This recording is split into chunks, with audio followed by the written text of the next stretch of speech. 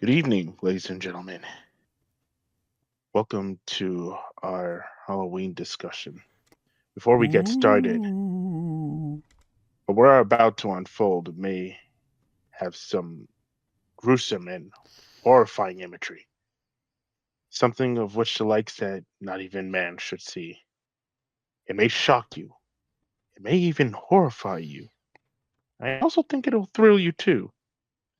So sit back, relax, and enjoy on this occasion to our discussion of horror movies. Dun dun And you ruined dun. the atmosphere. All right, welcome, ladies and gentlemen. That was actually supposed to be an actual serious thing, warning, but all right. I don't give a fuck. Well, I kind of did, but all right. Anyway, yes, welcome, ladies and gentlemen. The warning actually is true, because this may or may not retain some bloody, gory imagery in here. But yes, welcome to our discussion. Yes. Gosh, how long has it been? Was it a year or two ago? A year or two? No, just in general. I'm trying to think. Our I think last. it's been a while. I mean, if you don't count Nintendo Directs as I'm not. discussions, then Yeah, I'm not counting Nintendo Direct. Like an actual. Yeah, it's been a while. That's all you need to know. It's been a while, but we're back, and we're actually very happy to be back, especially since tonight is Halloween night. Spooky, scary skeleton. And I'm very excited to talk about this because we have been I've been a fan of horror since gosh, I want to say since I was a kid. And Since you were a wee lad. yeah, and John, I would just say you just became a horror fan like not too long. It's like 2 years, 3 years ago. Yeah, probably something like that. I mean, I've always liked You some you like horror things. you liked some horror, but Mm-hmm. you never really watched it until we started doing the Yeah. watch-alongs that we usually do every October. And honestly, I'm very glad I get to share it with you. I got to share it with you because my love of horror is something that I've always wanted to share with you. And I mean, let's just jump right into it because this is going to be a bit of a long discussion, you know. So with horror movies, I kind of want to get a start on a basis first. So I want to basically like what was our first horror movie we started out with, and for me personally, I think the very first horror movie I've ever seen is I think either Nightmare on Elm Street Part 6, Oh which I wow. know that's not a good thing because that's that's that's a the worst one. That's literally that's Freddy's Dead, the final nightmare. That's like the worst Nightmare on Elm Street oh movie besides the remake. So that might have been my first one, either that or Halloween, the original, because I think that was more prominent.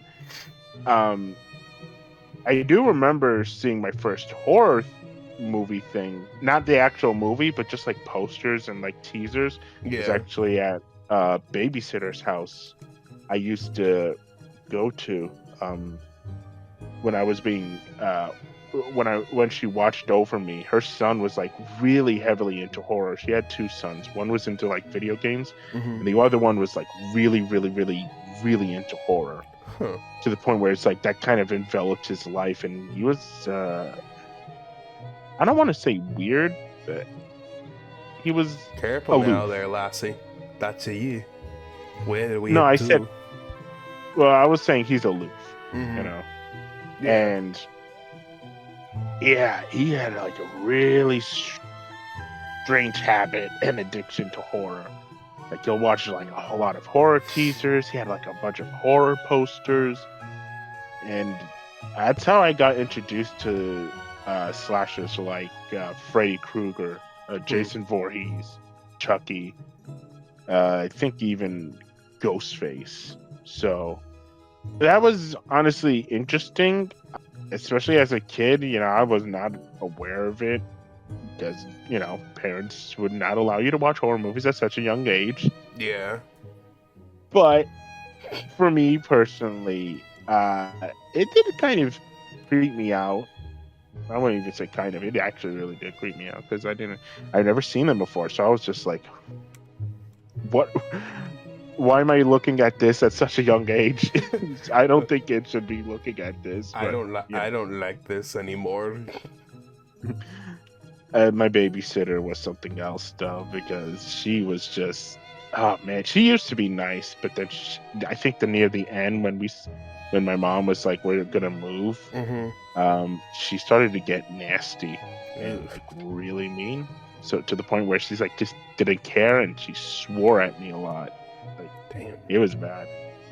Yeah, and I stopped going to her after a while because my mom was like, "Yep, nope, we're not paying you anymore. Nope, no. The way you're treating my child, no." So yeah, I guess the more I think about it, my actual first taste would be Halloween. But John, what about you? What would be your first horror movie thing, experience, memory? I think the earliest thing I can remember was watching at one of my brother's friend's house parts of It, the original one, with Tim Curry. Yeah, I remember you saying that. Yeah, I remember.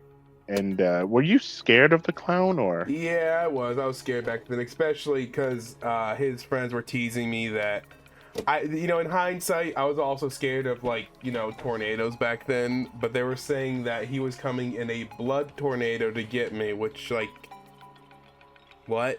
That the older when you're a young kid, that stuff makes sense to you. But yeah, sure, It the Clown's gonna come in a blood tornado, whatever that means.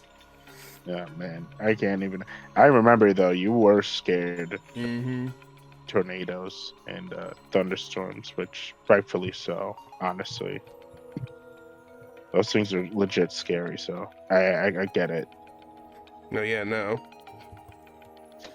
Yeah. No. Yeah, but now you could literally watch anything and not be scared, right? Yeah. Yeah, that's not a joke. He actually can. Like, literally, this dude can watch any scary thing you throw at him, and it'll be like, that was good. The only thing I still haven't really watched, and mainly just I don't know if it would scare me or it would just make me uncomfortable, which I guess is another. I don't like slashers. I can actually see that. Because while slashers most of the time deal with the supernatural, like Jason is an undead monster, Freddy Krueger's the dream demon, they still have an element of there are people out there who could actually potentially kill you. Yeah, in such a gruesome way. And I was also gonna say the other one I guess I think of is Gore Fest. I don't want to watch Saw. I don't want to watch a guy saw through his leg. Yeah, it's just boy. Which is funny because we play Mortal Kombat. Yeah, there's a difference to it. There is, because he's not wrong. There is an actual difference. Mortal Kombat, the gore factor is not played up to horrify you. It's more played up for laughs. Especially when you start seeing the really, really wacky ones. They're like, oof, okay, that's more fun. That's more comical, But there's also some that are just straight up brutal. If we could actually show Noob Saibot's fatality on MK9, right? From MK9, the one where he splits apart that guy. That one's just straight up gruesome and brutal, because it's like, oh god, that's oof.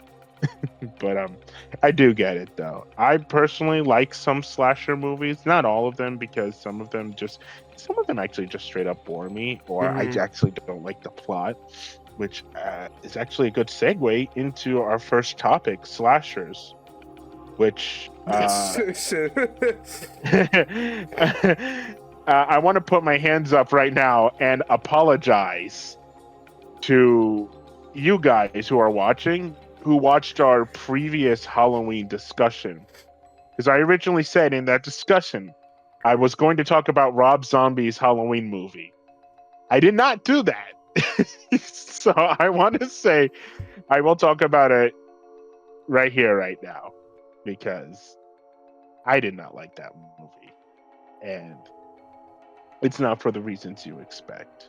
And I can also get a better opinion on it, or at least a better Halloween opinion, seeing as I watched the newer movies, the classic, and even some of the sequels. Although I haven't seen all of the sequels, so I know some of you would be like, "Oh, well, shouldn't you watch it?" Well, hear me out. All right, hear me out before you judge All right, me. we're All hearing, right? we're hearing.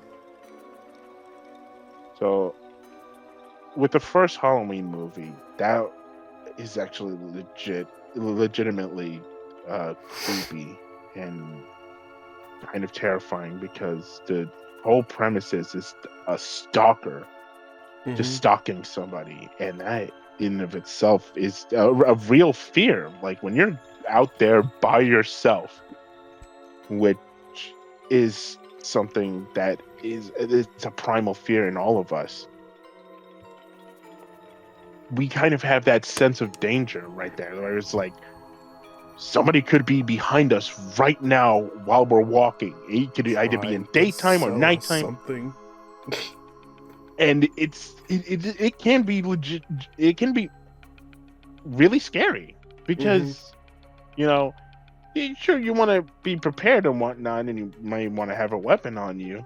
You know, not saying what type of weapon, just anything like a blunt object. But just the fact that somebody could be even watching you from afar is just unsettling.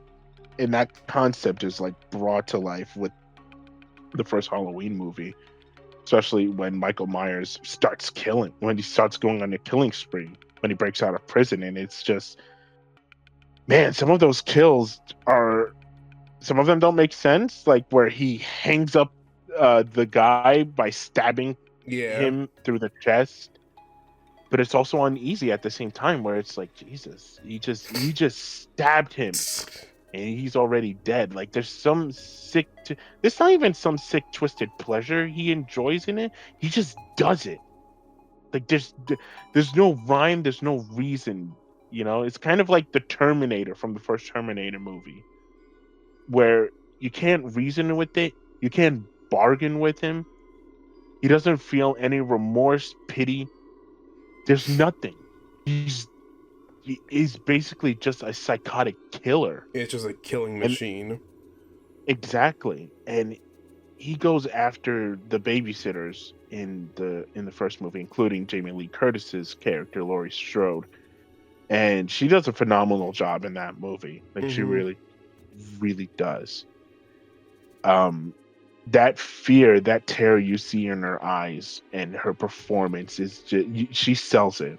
That's why she's also dubbed the Scream Queen, because you see that fear in her eyes when Michael is starting to try to kill her, and she stumbles upon all her dead friends. It's like it traumatizes her, which goes into uh Halloween 2018, where that trauma turns into survival, and the two are mixed together, where she is now in survival mode, worrying that Michael Myers is going to come back. And I know that you have the sequels before those, where you have Halloween 2, you have Halloween 3, you have Halloween 4, 5, 6. Halloween 3 has nothing to do with any of the other Halloween movies. It's like its own entity, because it was supposed to be an anthology series originally. Halloween 2 is a direct. Sorry, Yeah. No. It's all how's right. that music in Halloween? Is it 3? The pumpkin. Oh, I know it. Silver Shamrock. Yeah, Yeah. I think it was like Silver Shamrock. I think that's the title of it, because that's what they were promoting in the TV. But The sequel to Halloween, Halloween 2, is Mm-hmm. also a direct sequel. That John Carpenter, I think he was drunk when he wrote that one He was because there was a drunk. lot. I think so. And there was a lot of things that were just weirdly added in Mm-hmm. to that movie. Specifically, um, Laurie and Michael are siblings. Where did that come from? Why are they siblings? Why are they related? Why not? I mean, I That was actually don't know here, so. Yeah, Mm. no. That's the thing. He just wrote it in just cause he wanted to add it in along with some other weird stuff. One of the other weird stuff is actually some stupid kid for some reason. His name is Ben Tramer. You actually hear his name in the first movie when Laurie was talking about him with her friend, talking about she kind of likes Ben Tramer, and he actually so he's dressed up as Michael Myers himself, the Shape, the Boogeyman. Yeah. He's actually dressed up as him, just like going trick or treating, I think. And then they see him and they're thinking it's actually Michael Myers, and they just ran him over with the cop car, and then like literally it just exploded Oh my because they god. ran him into it. Like what wait, they just killed that poor kid. Oh, he's dead. Hey, Oh well. actually that was their exact reaction. Like, oh well. Did we kill him? uh I guess. No, they know they didn't kill Michael because they're like, oh, that was the kid Ben Tramer we accidentally killed. And it's like, well, wow, okay, so you just accidentally killed the kid. All Anyone right. want to go for tacos? Well, no, unfortunately, there was no tacos held that night because they were like, okay, so Michael is still out on the loose. We have to go find him, which he was at the hospital stalking Laurie because, again, this is directly taken. Um, this is a direct sequel, so she went to the hospital after the incident, Mm-hmm. and it kind of scarred her. Not even kind of, that like really scarred her. Just that fear of Michael, and she had every right to be. But About then say. the sequels after that just got really, really, really, really weird. Like he was like part of some cult. He was born into some cult. What? Laurie had a daughter named Jamie Strode, Mm-hmm.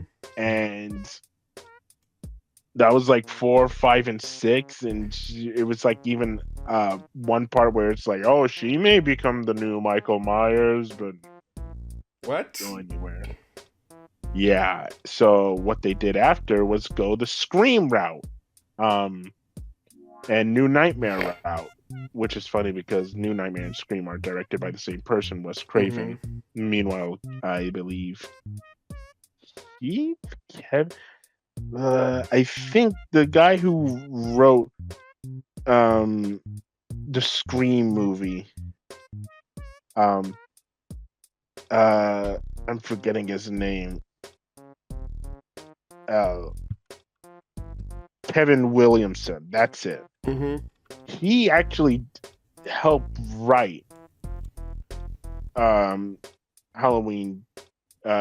Halloween 20 years later, or as it's dubbed, H2O, which is actually supposed to be the direct sequel from Halloween 2. Basically skipping over 3, 4, 5, and 6. Wow. Get used to that because that just happens after this one too. But yeah, Halloween 20 years later is supposed to be the direct sequel to Halloween 1 and 2, where Jamie Lee Curtis now fakes her own death, goes under another name, and trying to live her life while still having PTSD after that night. And then Michael Myers stalks her because they're still going with the sibling route. And I guess now he's just like, oh, I'm just gonna try to find my sister and kill her. Just cause. Exactly, just cause, no reason. It would be kind of funny. And Yeah, I mean, the sequel after that was just garbage. Halloween Resurrection, because at the end of H2O, spoilers, she supposedly cuts off Michael's head, Mm-hmm. and that was supposed to be a fitting end to the Halloween series, because that was supposed to be capping off Halloween 1, 2, and this movie in H2O. Like, yep, this is the finale of the Halloween movies. That's it. Laurie killed Michael. Let's go home. But they did This not go home that day. Halloween Resurrection ruined it though, with the beginning showing no, she didn't actually kill him. She killed a guy who was dressed up as Michael Myers, because Michael Myers had the smart idea to put on his mask on somebody else Okay, and try to that's get just away. bullshit. Yeah, no, it fucking is. stupid. It is. It really is. He's like, oh, I'm gonna put this mask on somebody else so that way I can get away and try to kill her again. They're like, what? And the guy, not once did the guy in the mask speak. If anything, he's just like, he didn't say anything to her. And it's like, why didn't you say anything? It's not like Michael crushes vocal cords or anything. Well, I guess I'll But die. at least not from the flashback. And it's just like, what the heck? Okay. And then they do the cardinal sin. Or not the cardinal sin, but they do something that is very stupid. They kill off Jamie Lee Curtis at the beginning of the movie.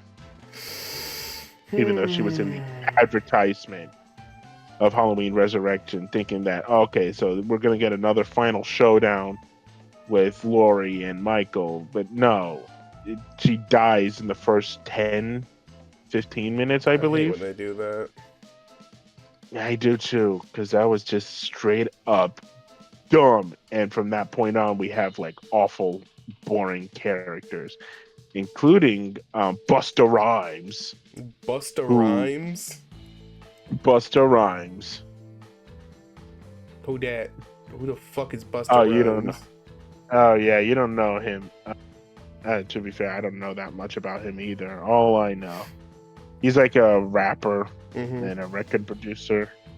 But in this movie, he was like doing some sort of, I think it was like a game show or a reality show of sorts, where they go to the Michael's old house, and they were just like doing like a game show, seeing how long they can survive, or they were recreating something, I think, because he was dressed up as Michael Myers, trying to stalk them, pretend to kill them or something like that. And then the real Michael Myers was just underneath the house this whole time, because that's his house, you know. And then he starts killing them. He just starts killing them left and right until he gets to Busta Rhymes, because then Busta Rhymes knows like martial arts. He knows martial arts and starts kicking Michael Myers' ass, and even makes Bruce Lee noises while he does it. I could not make this up if I wanted to. I literally could not. This is just stupid. Yes, it is. And one of the most infamous lines was "Trick or treat, motherfucker." Oh my god. Oh my god. It's so stupid. It's so bad. Everybody hated that movie, thankfully. It's Everybody. so bad, it's good.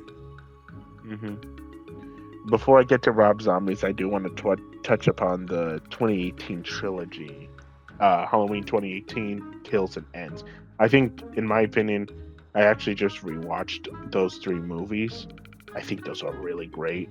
I know there are problems with Kills. I know there's a problem with Ends, especially the way Halloween Ends does, practically end the franchise right there and then.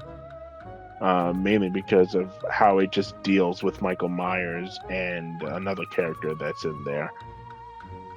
I don't want to get too much into that. Main reason why is because I want to talk about the Rob Zombie movies and why I didn't like those. But I really like those movies because they did the one thing that I always liked about Michael Myers from the first movie, and it's that he had that air of mystery that creepy factor where you don't know anything about him and you kind of don't want to, because whatever you're told, whatever you find out, it's not going to be satisfying, because it's like, yeah, now we know, and it kind of takes away that creepy factor away from Michael. And that's why I love the 2018 trilogy, because they still keep that air of mystery around Michael and who he is and why he does. Nobody knows. Nobody knows why he kills. He just does it. And one of my favorite lines is from Laurie Strode, where she's saying, maybe he has no rhyme or reason. Maybe he's literally just a personification of evil. And I'm like, I love that. I love that. That is literally... Sometimes it's villains don't have to have a reason to be evil, you know? Mm-hmm. Sometimes they're just evil to be evil, and to me, I've always liked those types of villains. I like the sympathetic villains, but I've always gravitated more towards the villains who are just evil for the sake of being evil, because that's more, for me, that's more interesting, or that's more entertaining, because now I don't have to be like, oh man, I can't believe that was your backstory, or oh wow, I actually understand why you're doing it, you know? And that's not always bad, you know, but it's just, I just want to see a villain be evil just because he loves it, you know? So to have those movies, have Michael be evil just because that's probably just what he is, he's just evil personified, I think was really great to have for Michael, especially like with Halloween Kills near the end, where it seems like he's dead, but he literally gets back up, and because there's a whole mob that surrounded him and was just like beating the crap out of him to the point where it looks like they killed him. Mm-hmm. But then it's like Laurie's just giving this speech about how he's just evil and incarnate, and he just starts killing everybody in that mob like it's nothing. Like he didn't even get stabbed or butchered or shot. He just gets back up and just starts killing everybody. I'm like, that's actually kind of scary. That's actually kind of scary. He just gets back up and starts killing people. He's an immovable object. And you know, he's a force of nature, indestructible. Nobody knows what he is, and I like that. So what does Rob Zombie do in this 2009 movie? Give him a backstory. I mean, sure. I mean, I'm not opposed to it. I'm really not, but why? Like, really, why give Michael Myers a backstory? I never really thought he needed one. And they still go with the whole Laurie and Michael are siblings route. And I never cared for that. I never really liked that plot point. Because then now it's like Michael just makes it personal to try to kill Laurie, and anybody who just stands in his way, he just kills him. But it's like, but the first movie, it didn't feel like it was personal. It just felt like he just went around killing people because that's just what he does. So to have him actually have a backstory where he's raised by rednecks, stepfather who's basically an abusive asshole towards him, stripper mother who kind of neglects him. Is that why he hates sex? I probably an older sister who really neglects him and actually doesn't give two fucks about it. I hate you, Jason. I legit hate you. I have no love for you at all. Like, yeah, exactly. Like, she doesn't care. And then he even has like a school bully that he kills later on. And I'm like, why does Michael Myers, the literal personification of evil, the kid who just killed his sister just cause in the first movie, he literally just kills his sister just because. There was no reason. There was never any reason. He just did it because he's psychotic. Now it's like, oh, this guy's picking on me. Now I'm gonna kill him. You know what? Oh, that's really fucking funny that he had a bully. I know. It's like, that's so goofy and stupid. I don't why. And then to just have him go ahead and kill his abusive stepfather, giving him a reason, then killing his sister. Okay. And he even wears the Michael Myers mask as a kid, even though years later he discovers it. But hey, what do I know? Uh, it's just this movie. The first part of it is Michael's backstory, and I don't like it. I don't like it all of the movie at all, just because it just feels like they took away that mystery surrounding Michael and giving him a backstory of why he does what he does, basically. And I'm like, I don't like that, because now it just takes away from that. It takes that lore is now taken away from Michael.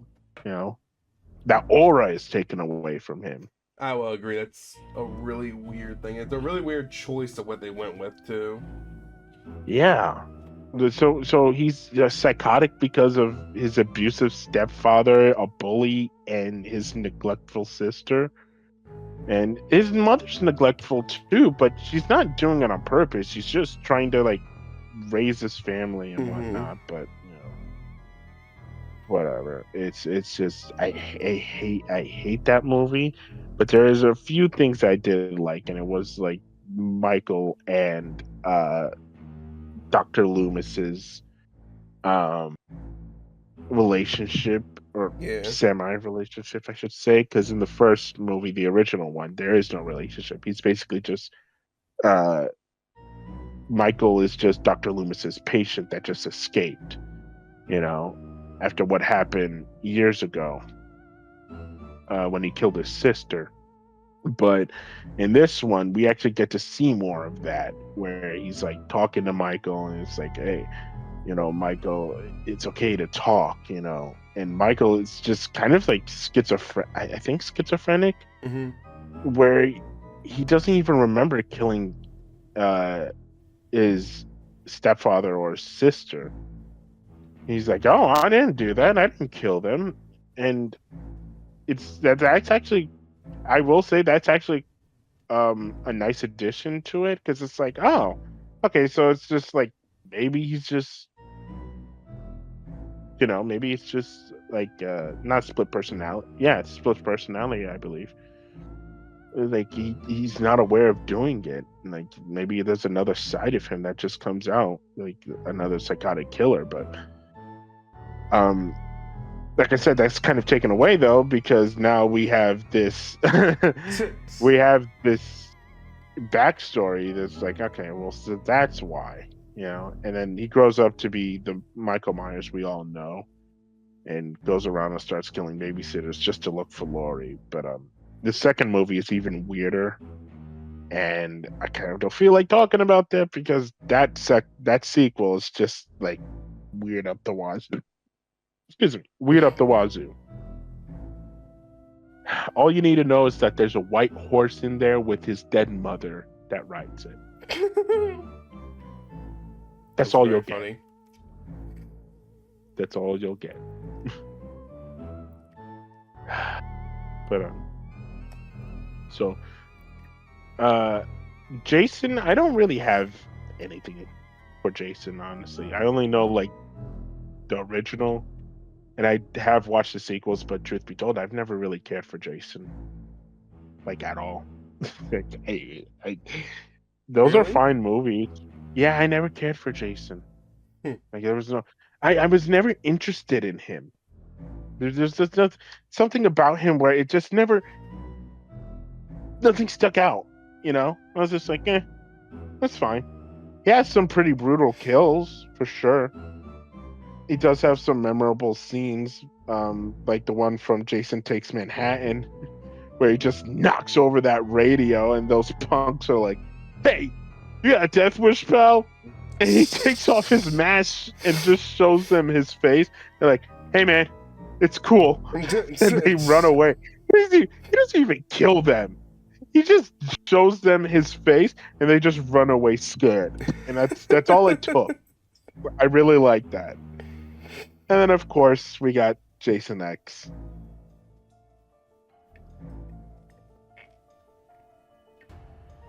Jason in space. Oh, I'm sorry. Hold on. Let me say that with an echo. Jason in space. Hey. Oh, I think you got cut off. My trying Oh, to hold is on. space, ace, ace, cookie, space. In space. There you go. But that one I think my was echo's broken. yeah, you said cookies for some reason in the middle of it. Jason in space. It's a guilty pleasure. I like that movie. I mean, I think that's the kind of angle they were going for. It's fucking Jason in space. It's so goofy. It's not even scary. Folks, let me tell you something. It's so not scary. John was able to watch it, and he was actually fine. He was like, "Nah, it was funny." It's just a dude going around murdering in space. Yeah. The sequel before it, though, was Jason Goes to Hell. And that one, I saw it, and it was more gross than scary. Mainly because it's like once they actually killed Jason in the first few minutes. But he's not really dead because there's like this... his heart was just lying on the table. And this really weird doctor who was just dissecting him just decided to eat the heart for some reason. Don't ask me why. What? I don't know why. He just decided to eat it, and somehow, some way, Jason transfers his soul into the doctor from that. Jason's alive! Now in another person. Okay. I don't know why. Don't ask me why. I don't. Well, no, you know what? No. Technically, there is a reason. It's a stupid reason, but it made a lot of people question something. Apparently, the Necronomicon is a thing in this movie. And if you know the Necronomicon, it's from, you'll know it's from Evil Dead. Apparently, Evil Dead exists in the Friday the 13th universe as well, because that's used to bring back Jason, and apparently that's why he's like an undead zombie. Makes sense to me. I guess so. And apparently, the only way he actually has to come back in his actual body is to transfer his soul into another Voorhees. Like somebody part of the same bloodline. So he was going after I think, I don't even know who she was, but it was like a relative he was going after, and her baby, because those two are the only blood relatives he has. So he's just going after them so that way he can become Jason again. But what they didn't mention is that you can also go to an undead corpse as well. Or just a dead corpse, I should say. Like he can go to a dead corpse who also has the bloodline of the Voorhees and come back as Jason himself. Well, that's kind of stupid. Okay. That's a lot simpler. Yeah. Can I say how funny it would be if he does that and he becomes Jason Voorhees, and his body kind of just comes out of the normal Jason body comes out of the previous body, and just the previous body just kind of explodes as he pops out. He just starts small and just explodes big and just chunks are fun. I could imagine because you never see how he becomes normal Jason again. It just happens off screen. He's just back to being normal Jason. So it's like, how does that happen? You're probably right. He just explodes the other person that he was in. I don't know, but what's even weirder, I think it was a dead corpse of a lady. Went up her snatch, because once he's done with one host, he's like this worm snake thing and goes into another host. And so, hey, there's a dead corpse of a lady who also has his bloodline. Why not just go in there? Upper snatch. And that's what he does. It's like, okay, wow. Okay, that was gruesome and gross. But no, not gruesome, just gross. This is gross. I didn't want to see that. Well, I'm gonna go Lysol my eyeballs. Exactly. I'm gonna go wash out my eyeballs. It's gross. It really is gross. But one of the things that actually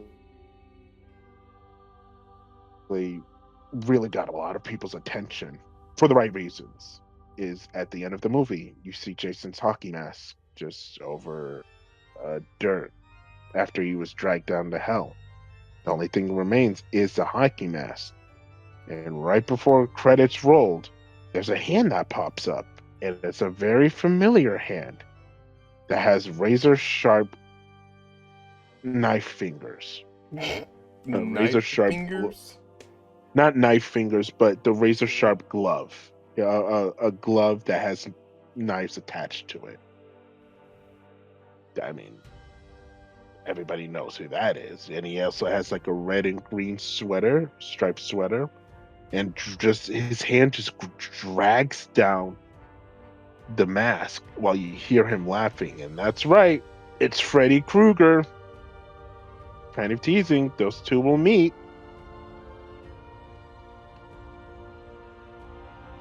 Yeah. That was actually kind of surprising to see. That actually would be really surprising. Like, you go into the not expecting anything, and it's like, yo. You actually see Freddy's hand pop out of the ground and just drag down Jason's mask. I know a lot of theater members, not theater members, a lot of audiences reacted with like, "Holy shit! Was that Freddy Krueger? Are we gonna get Freddy Krueger versus Jason?" And we did in 2003. But I'm gonna get to that right after we talk about my favorite slasher of all time, my favorite franchise, my favorite horror franchise, A Nightmare on Elm Street.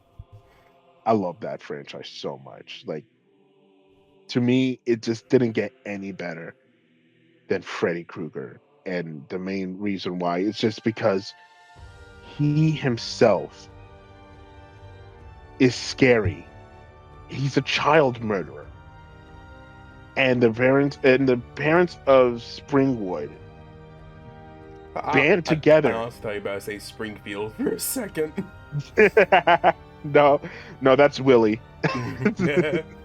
But I know there's. I think Willie actually has had a. He had a Treehouse of Horror episode. Yeah, Freddy. When he was Freddy. Yeah, but no, in Springwood, the parents of Springwood band together because he killed children, and he did get arrested, but because the judge let him go from a poor court trial, they didn't have any evidence against him. They know it was him though that did it. The parents of Springwood band together and basically killed him. They burned him down. But Freddy wasn't done. He needed to get his revenge on them. So what did he do? Basically made a deal with the devil. And from that point on, he stalked the dreams of all the kids, of the parents who killed him, to take his revenge upon the parents. Like, I know people would be like, wouldn't he want to go into the parents' dreams to try to kill him? Yes, yeah, but it also makes sense to go after the thing that they value the most too, which is their children. That's where he starts, that's where he, that's like his ground. That's what he knows. And I always found that so disturbing and creepy, because the main element about him is the fact that he kills you in your dreams. The one place where you think you're safe, you're not safe there. So that's that element of, holy crap, this guy can actually get me in my dreams, was actually scary. And that always just made me really like this character, because he was different from Michael. He was different from Jason. He was a shit talker, and not only was he a shit talker, but he made it personal too, like really, really personal. Like any person who was in that any person who was part of that pack who killed him, he was just out for blood at that point, and it just felt personal at that moment in that movie, especially when he was going after all those memorable kills. The scene where he kills Tina for the first time, where he's just like dragging her body all across the first time you see it is what I mean. Yeah, when he kills Tina, and you see that scene for the first time, where he's just dragging her body all across the bedroom because he was like killing her in her dreams, and he like cuts open her stomach and he's just dragging her all across the room, and her boyfriend's just like helpless, not knowing what to do, trying to reach out to her, trying to grab her, but it's too late, she's dead. That was like a horrific scene. I was like, oh my god. Especially the moment in her dreams where you just see his arms starting to stretch out and start scraping the wall, because he just he's a dream demon. He can do that. And I was like, oh my god, that's so creepy.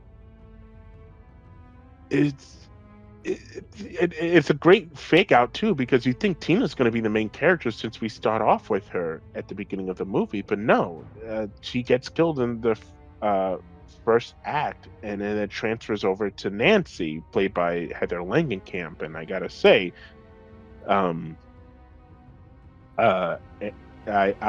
had a huge crush on Heather Langenkamp when I first saw that movie, along with Nightmare on Elm Street 3 and New Nightmare, because she came back for those movies.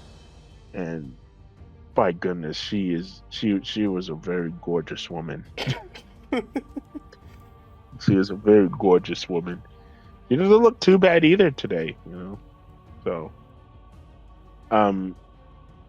but she does a great job though as Nancy. She was so charismatic. She was put so much energy into the character, where you could actually believe that this will one day be Freddy's rival of sorts, because she's the one who managed to best him at every point, you know.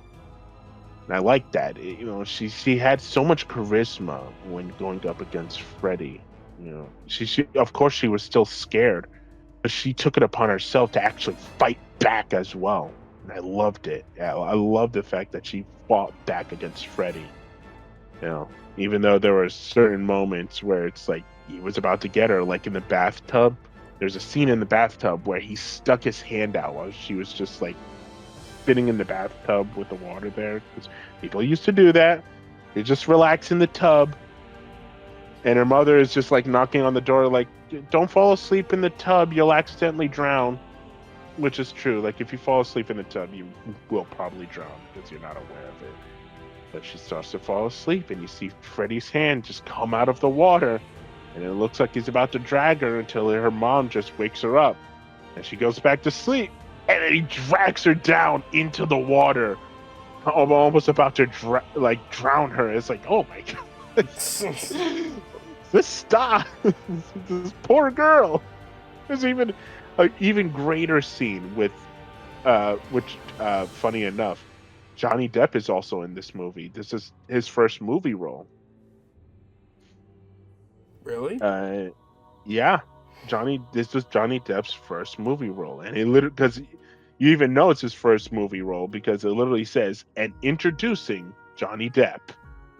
So it was really cool to see Johnny Depp in his very first movie role, and it was A Nightmare on Elm Street, and he was Nancy's boyfriend, Glenn, and you could see that he was trying to be, he was a good boyfriend. Honestly, he was trying to be a good boyfriend, but he's also not always reliable. Like when he was supposed to wake Nancy up, in the middle of the movie. He also fell asleep. She just scorns him for it once they wake back up. She's like, "You asshole. I told you to specifically wake me up if you see me in trouble. And what did you do? You fell right asleep." Basically just like scorns him for it. He's like, "I didn't mean to." But unfortunately, and fortunately, Johnny Depp gets killed in the most memorable way by Freddy. And it's where he dragged Johnny's is sleeping in his bed. Glenn's sleeping in his bed while watching TV. And Freddy just drags him into the bed. Like, he just starts dragging him down. And right after he's done dragging him, there's just like an eruption of blood just spouting from the bed, spraying all over the room. And it just goes everywhere. You don't even see Johnny's corpse. You just see that eruption of blood, and that's it. And you see Nancy trying to call her boyfriend, trying to call Glenn, like, Glenn, what are you doing? Come on. Are you still there? And you get that. There's so many infamous scenes in here, but this one is also really great, but it was also a little uncomfortable because, Heather Langenkamp, while she was an adult, she was a young adult, so she was like in her 20s. There's a scene where that scene where she's on the phone trying to call Glenn. You just hear Freddy on the other line like, "I'm your boyfriend now, Nancy." And the end of the phone, remember, this is around the time where you had landlines. So at the end of the phone, you just see that it's Freddy's mouth starting to lick her. And she's like freaking out and it throws the phone away. Because at that point, Freddy has Glenn. He killed her. He killed him. So now it's just up to Nancy to try to kill him. And the end of the movie, she finally, the way to like kill Freddy apparently was for her to be like, "I take back every ounce of power I gave you." And she turned her back to him, and at that point, just she's like, "I'm no longer scared of you. Every fear I had, I'm taking that power away from you." She turns her back to the door, or not to the door. She turns her back from Freddy, and he tries to kill her, but at that moment, he just disappears. And she goes outside, and it's like, "Oh, okay, well, I think it worked. It looks like everything's back to normal." And you even see her mom there, who's throughout the whole movie, she was kind of an alcoholic drunk, but for very good reason. It was not just she was like a horrible abusive mother. No, it's just that after what they did to Freddy Krueger, it's like she couldn't really live with that. So that kind of drove her to drinking. And it got so bad to the point near the end of the movie, she was actually killed by Freddy himself.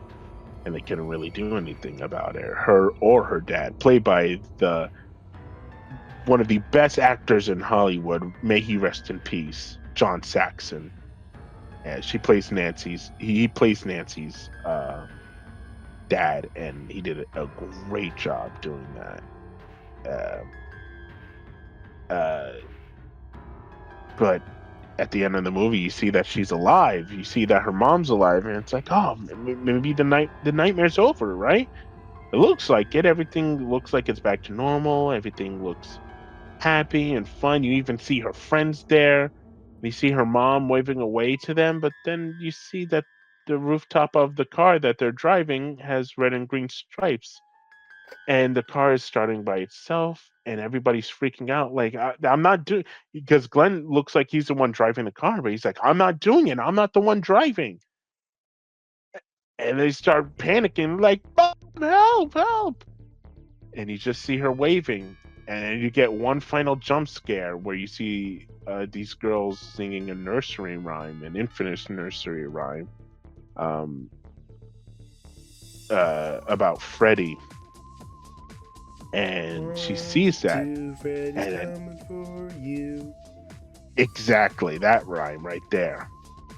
And and Freddy does one last jump scare where he busts through like the door window. Like there's like a little window on the door. Mm-hmm. He busts through there and grabs her and then just sucks her back in.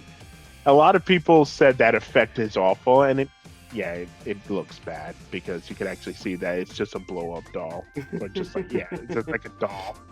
It looks bad, but I'm not gonna lie. When I first saw that actually really scared me. Just the way it looked, the way it was animated, I was actually really disturbed by that because he just took her in and you thought it was over, but it's not. And I was like, oh shit, that got me. So from that moment on, we got countless sequels. Countless sequels. Freddy 2, the gayest of the gayest horror movies I've ever seen. That's not a bad thing. Because the movie itself is actually not bad, but it's just, holy crap, that is a gay movie. Wow, that was a really gay movie. But again, it was surprisingly not bad. I still liked it. But, sure, a lot of innuendos in there. And not even innuendos, just a lot of stuff in your face. A lot of balls in your face, too. Anyway, balls over? Not actual like man balls, but like it was like sports balls because the protagonist in that movie is different. It's no longer Nancy. It's now I forgot the main character's name, but it was like a guy who just moved into Nancy's old home after she moved out. Now Freddy's like haunting him and taking over, and he even attempts to take over his body, and he kind of does. He actually gets away with it with an American Werewolf inspired, an American Werewolf in London inspired transformation scene where he's just like you remember how you were talking about how Jason, you would have been funny if Jason actually like popped out of somebody when he transferred his soul into them. That's actually what happens in Nightmare 2. He actually pops out of Jesse. That's the name of the main character. He actually pops out of Jesse. Like he just tears his way through Jesse. And you even see his eyeball looking through Jesse's mouth. And it's just like, oh my gosh. It's just, whew. Yeah. But, wow, that movie is something else. That not a bad movie. Again, I really want to stress that's not a bad movie. If anything, I do like it. It's just gay.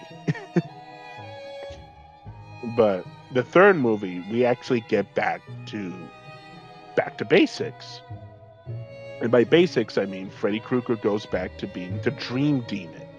No longer just haunting Jesse, even with him being awake. No, Jesse's not even anywhere in this movie. We're now back with Nancy, and we get like the final Elm Street kids, and that is one of the best. It is literally one of the best Nightmare on Elm Street movies. 1, 3, and New Nightmare are considered the best. If anyone ever wants to check them out, those are the 3. And funny enough, those 3 all have Heather Langenkamp in there. So, I mean, and Wes Craven. So, take that as you will. I forgot to mention, though, Freddy Krueger in all of those movies, except the reboot, is played by Robert Englund, and he does such a phenomenal job as Freddy Krueger throughout all of the movies. Like, nobody can imagine Freddy Krueger without Robert Englund, honestly.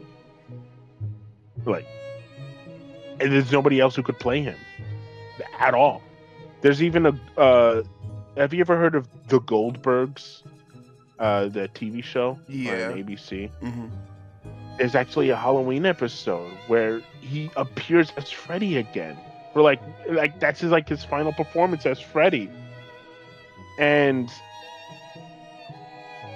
I gotta say, it was really, really, really cool to see him as Freddy again in that episode. In the sweater, in the makeup, the the knife glove. It was the razor glove. It's so great to see him in that. He does such a phenomenal job as Freddy, giving him that, that creepiness, but also that I want to say funny, although later on he starts getting a little too funny. Bugs Bunny. He literally becomes Bugs Bunny in 6. Like, it's a Looney Tunes character, but he gave him his character, basically. Freddy wouldn't be Freddy without Robert Englund, because he just gave him you can't imagine him without him, is basically what I'm saying. Can't imagine the two without one or the other. You just can't. Because he just made it his role. And in every film, whether it was bad or good, he made it his own. You get such iconic lines, especially my favorite in 3, where he's like, this girl wants to be like a star, and she's a wheelchair girl. She wants to be like a star, and she's like watching the television, and she falls asleep, and there's like a talk show host where there's a talk show going on, and she sees the host talking with like this famous celebrity, and all of a sudden you just see Freddy like bad mouthing the celebrity right in front of her face, and she's just like, "Oh, that was weird." She gets up closer to the TV because now it's static, and we get the best scene in any Nightmare movie of all time, where you just see arms just pop out of the TV and grab her and just bring her up to the television screen itself, and you start seeing Freddy's head coming out of the television, and you get the most iconic line, and I really hope we don't get copyrighted for this, but the scene needs to be played, where he says, because I can't do it justice, I genuinely can, where he says the most iconic line ever in horror history, where he's just like, "This is it, Jen. Your big break on TV. Welcome to prime time, bitch." And just slams her into the television, killing her. Like, yeah, you have to see the scene.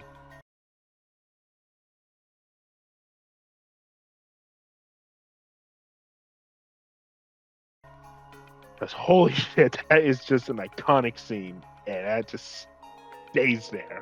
Like, it is amazing to see, and he just, like I said, he owns it. He owns it.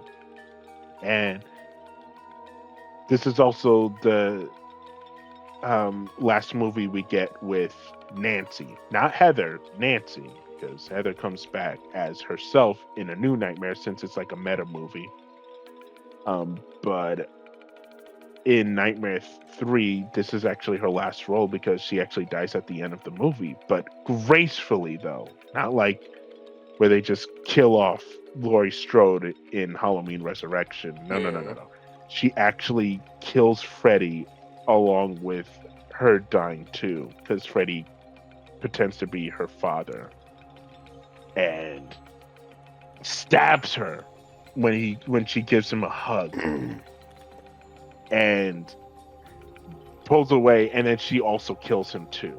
So it's like, okay, well, they both die, but I'm glad they went out. Does Freddy ever really die? He's got to come back for the 15 sequels. Yeah, because then we get Nightmare on Elm Street 4, 5, Freddy's dead, and yeah, it progressively gets worse throughout those movies. 4's not so bad, but that's where he starts becoming goofy. 5, he's like at a midpoint of him being goofy, and then 6, he's just straight up Bugs Bunny, like to the point where he starts fucking with people and getting a lot of stupid one-liners in. One of the worst ones is when he's like, there's this kid who loves playing video games, and he's basically in his dreams. He's basically controlling the kid with like a power glove or like a controller. What the fuck? And his razor gloves actually becomes the power glove for like the second. You know, he's playing on it. He's like, "Now I'm playing with power." Oh my god. Yeah, he's just complimenting the graphics. He's like, "Great graphics." and once he finally kills the kid, the line that he ends with is just so stupid. I love it, but it's so dumb. He's like, "I beat my high score." Oh my god. And he starts laughing. Like he's just so proud of himself. I'm like, okay. Okay, Freddy. Wow. Wow. Okay. Yeah, it gets stupid. But New Nightmare's fantastic though, because then we go from that back to Freddy actually being scary again, but this time he's actually in the real world. Now coming after Heather Langenkamp herself, and even Robert Englund and Wes Craven to a certain extent. Those two don't get killed by Freddy, Mhm. because Freddy in this world is a actual demonic entity that was being kept locked within the Freddy movies. But when the Freddy movies ended, now it's released back into the open, and he takes the shape of Freddy, but as something more disturbing, something more evil looking. And they nailed it with that concept, because he actually looks a lot more scary than he did in the previous movies. And it is a really, really great movie to watch. Like, it is fantastic. All the actors do a great job. You get some cameos from previous movies because the actors are also in there. And Freddy himself is no longer a Looney Tunes character. He's now, holy crap, he's actually like really, really scary. Like he's there's no more one-liners, and if he does a one-liner, it's more mean than like haha funny. It's like, oh, okay, that's actually, wow, okay. But I love that movie as much as 1 and 3. Like, that is a great movie as well. And then we get Freddy versus Jason after in 2003. That the That's a guilty pleasure. It's not good, but it's a guilty pleasure. Damn.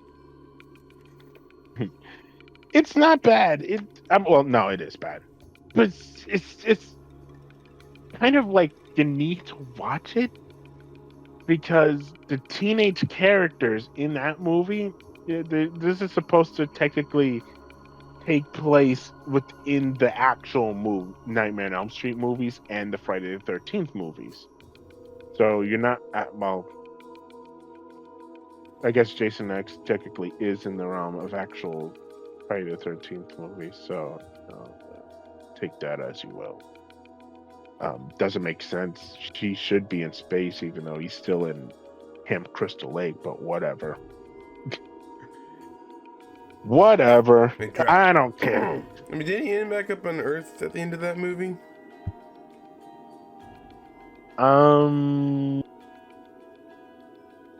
Yeah, I guess. I don't know. I mean, I do know he did. He does go back down on Earth, but he's dead at that point. I don't care if you're an undead zombie. Falling from space into Earth, you're dead. No matter how much you may think, you're done for. Well, Aaron, that's it. I'd like to introduce you a little character called Sonic the Hedgehog. No. That's different. That's different. But for Freddy vs. Jason is a mess of a movie, but it gets enjoyable when you actually see Freddy and Jason fighting each other like they're supposed to. Yeah. But then when you see these stupid teen characters, oh my god, they're awful. They are awful, awful, awful. They're literally just cardboard cutouts of cliched characters. It's so it is so bad, like really bad.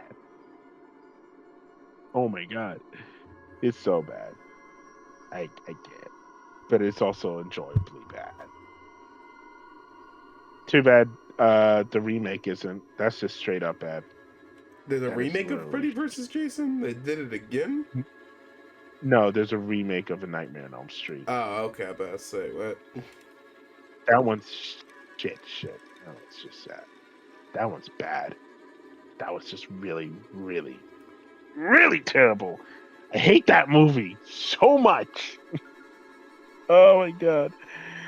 I hate that movie. Oh, it's awful. It's take everything you liked about the first movie, redo it, but with bland characters, boring cinematography, and kills that are so unimaginative that you just don't even care. It's because you don't care about the characters. The kills look boring, and you get uh, a movie that looks lifeless and soulless. With the exception of Jackie Earl Haley, who is Freddy in this movie, but there's a twist to this, Freddy. John, you wanna take a guess of what the twist is, John? Want Hmm. want to take a guess? Hmm. He's not a child killer. He's somewhat of a good guy. Oh no, he is a child killer. Okay, I kept that part. Yeah. What's the most fucked up thing you can do to make this character even more fucked up?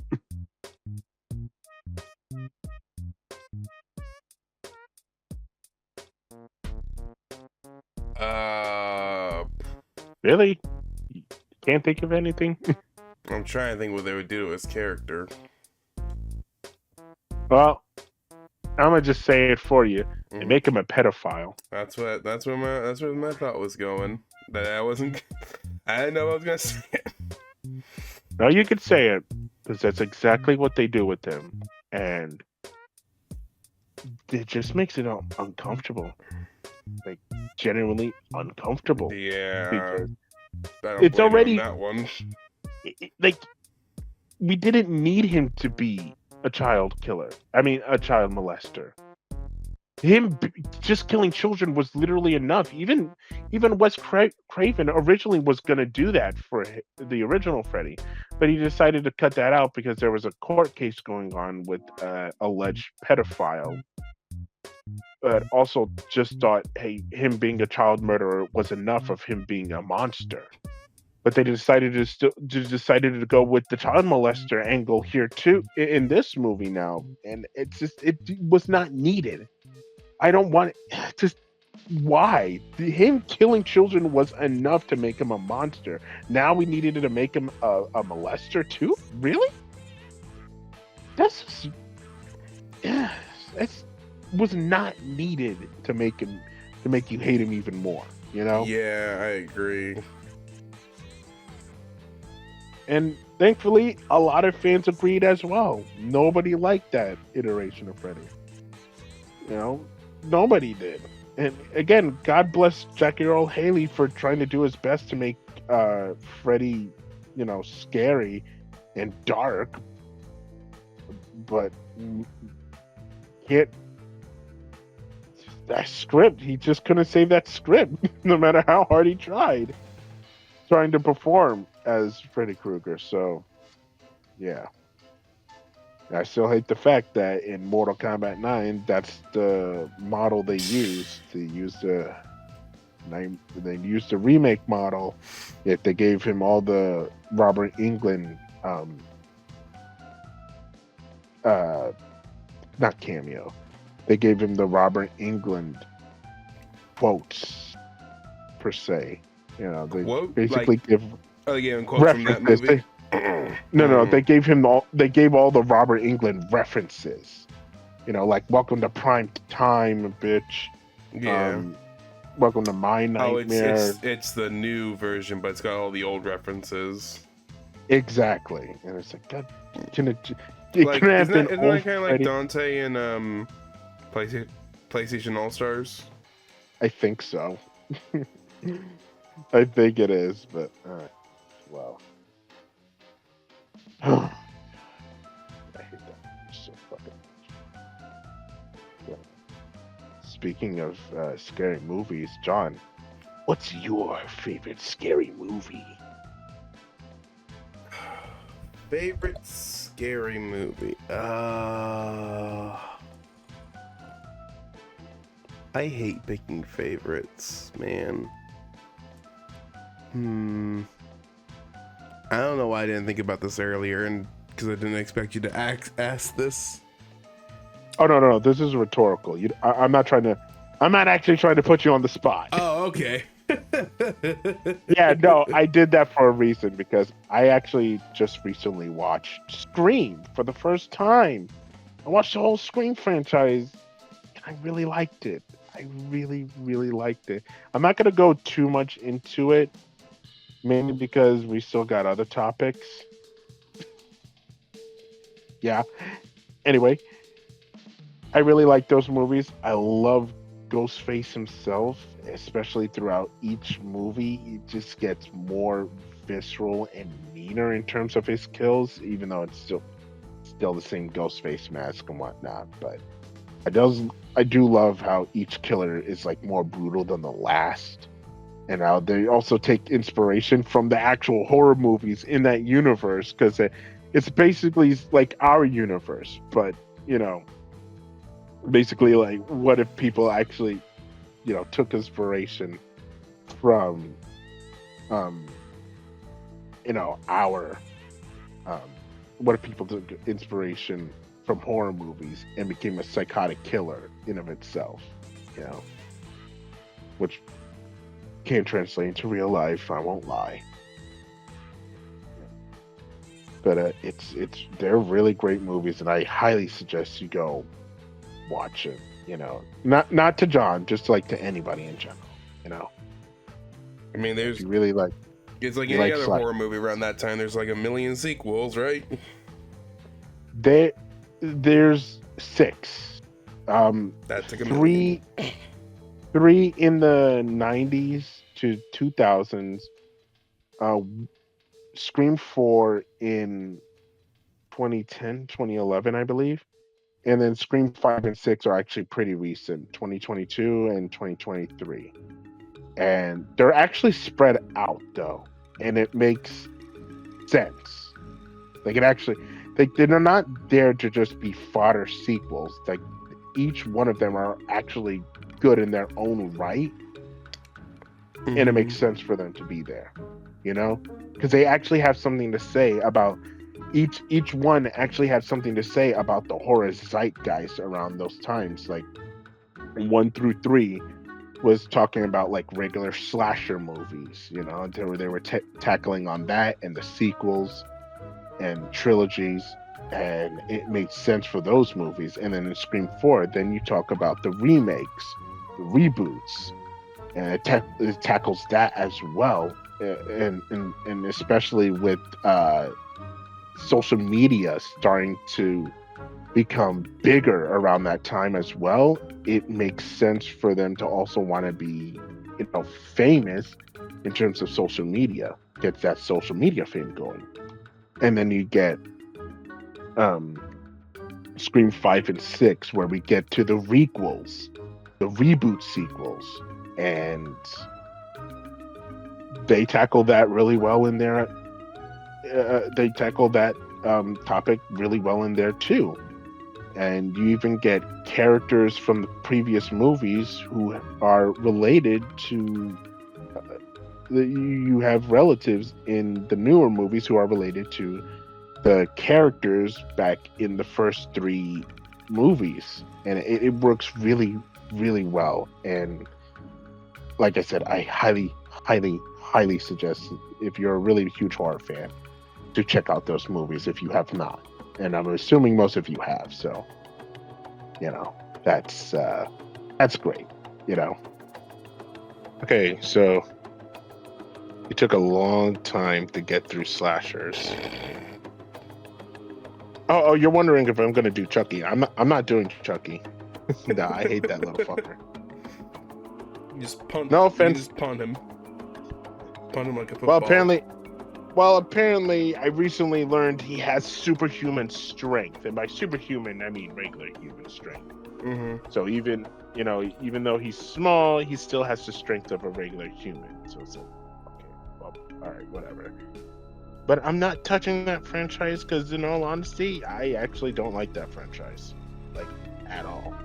You know, Really? I briefly touched upon Friday the 13th because there's some interest, but not that much. You know, I have some history, but with Child's Play, while I do have history with that as well, here's what I'll say: I liked it as a teenager. I grew up. I started to not like it anymore. No offense to anybody that does like Child's Play. If you like the Child's Play franchise, if you like the Chucky franchise, more power to you. Truly more power to you. I just personally don't like it. Anyway, on to better movies. Which better So honestly, movie? at this point, I'm no longer going to even have the chart state, because at this point, we're just going to go all over the place while also trying to keep it short too. Mm-hmm. And also, I'm going to try to get Jonathan more in on it with movies he's actually seen. So, with that being said, we went from Scream. So how about we go from Scream to Scary Movie? Oh God, Scary Movie. I love Scary Movie. I'm only going to talk about the first one because the first one is honestly the one that matters the most. I'm trying to remember. I've seen like a Scary Movie. I don't even know which one. I bring up the first one because that's like the more memorable one. Yeah. Especially where you have the "What's up" moment. What's up? What's up? What's up? What's up? Yeah, I can't bring Scary Movie. You know, I can't bring Scream without mentioning Scary Movie because that's actually where I was first introduced to Ghostface, actually. Mm-hmm.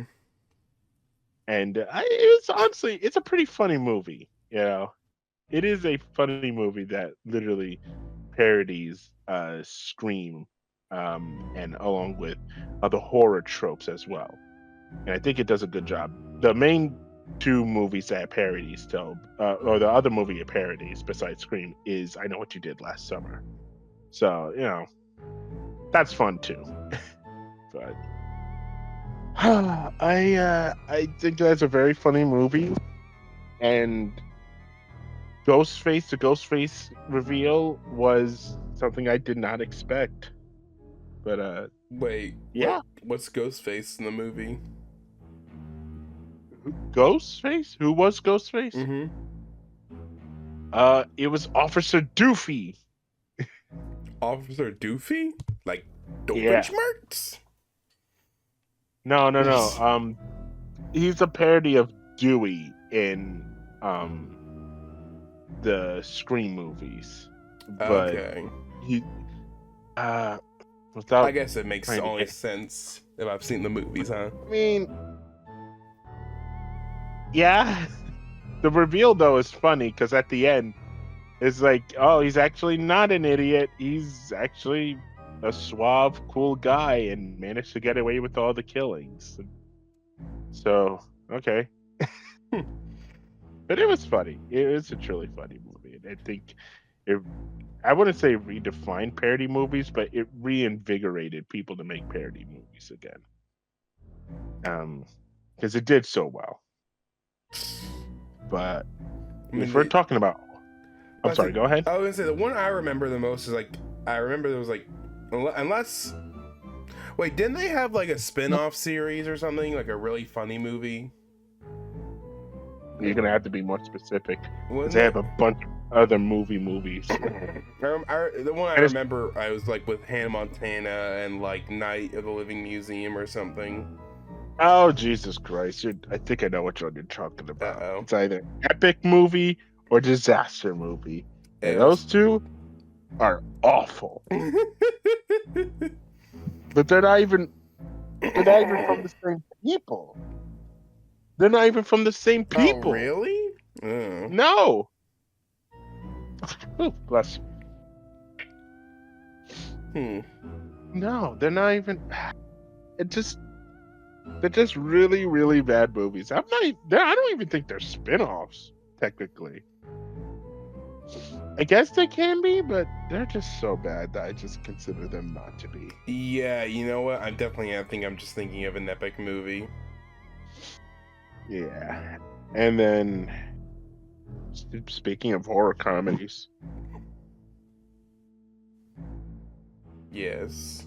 our very first horror comedy we saw, and your very first horror movie that we saw together, and during our lockdown, Mm-hmm. An American Werewolf in London. And I will deem it as a horror comedy as well as other people, but that was a really great movie. Horror comedy? I don't really remember too much comedic about it, but yeah, I mean it's really good. You got scenes where he's like naked at the zoo because after his killing spree, he just wakes up in the wolf pit. And then he's like, rummaging. He's literally like trying to like go back to his girlfriend's house or cottage. And he's like naked the whole entire time, and the only piece of clothing he can find is like a lady's red coat.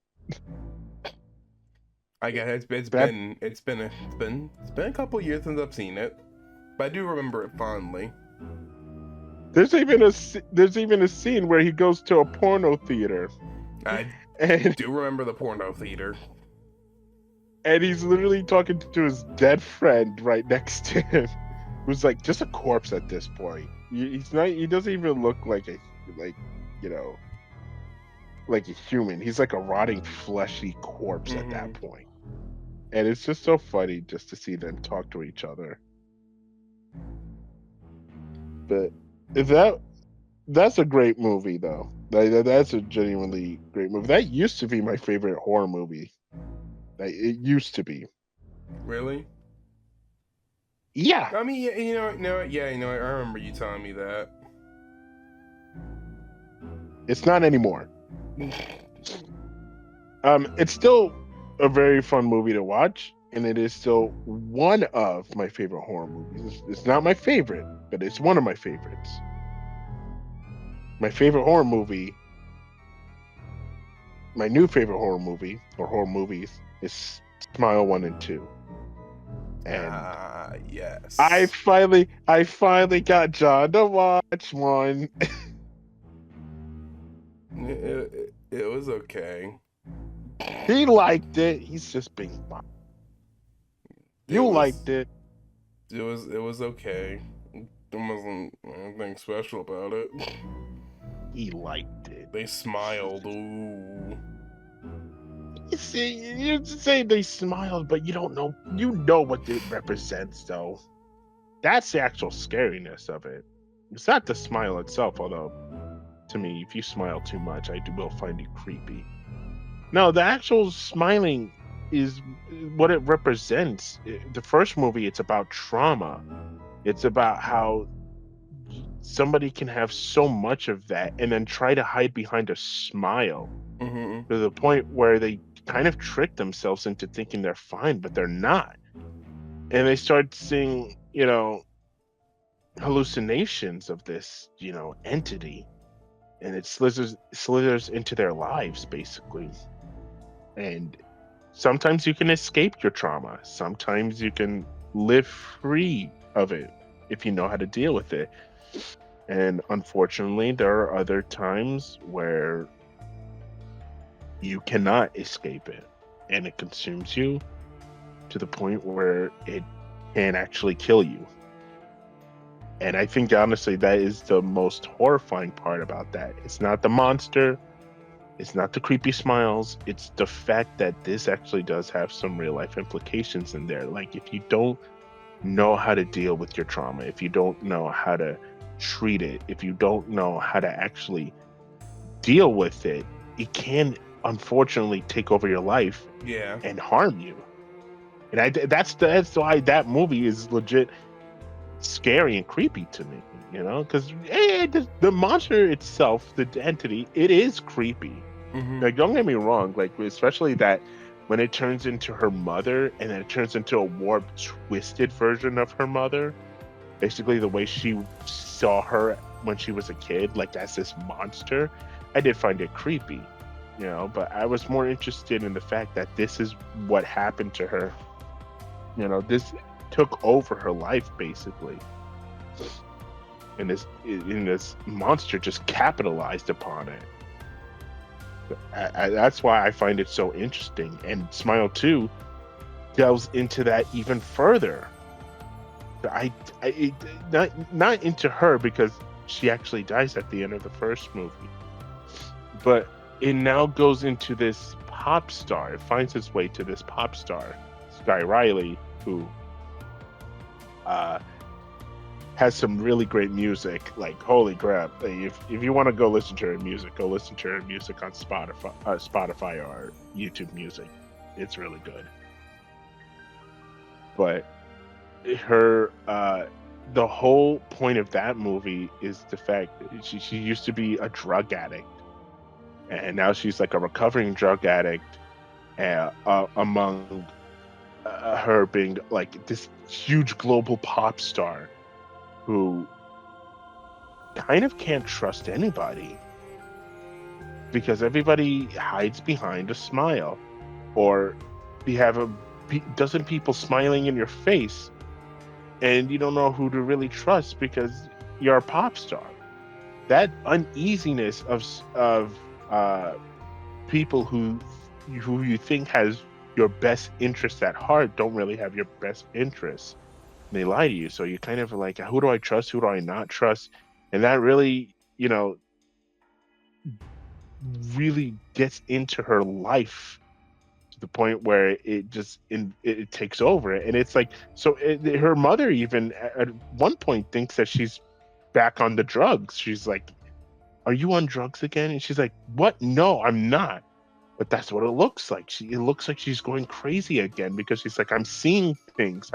I don't know what's going on." He did, she's full on diva mode at one point, and that's where the terror truly comes from. This entity is messing with her, but it's also that real life implication. Like, pop stars deal with this, and the ending is so, it's like, the ending is legit scary. Like, I watch it and I'm still like, I still get in shock because of how they handled it, how well they handled it, and I don't know how they're gonna handle the sequel is all I'm saying. Because the way they ended it is just like, oh, No. this is like an infection now. Okay. Oh, I don't know how they're gonna do this sequel. Have they said they're doing a sequel yet? It sounds like they're interested in doing one. But it's not confirmed, and I don't know. I mean, it did make money. It did make money. Yeah. And people really did like the movie. So I'm not sure whether or not it will get a sequel. Parker Finn, the guy who directed this movie and wrote it along with the first one. I forgot who's the other person who wrote it, and I'm so sorry. I'm forgetting your name. It's just the director who I remember and who created it, along with the short.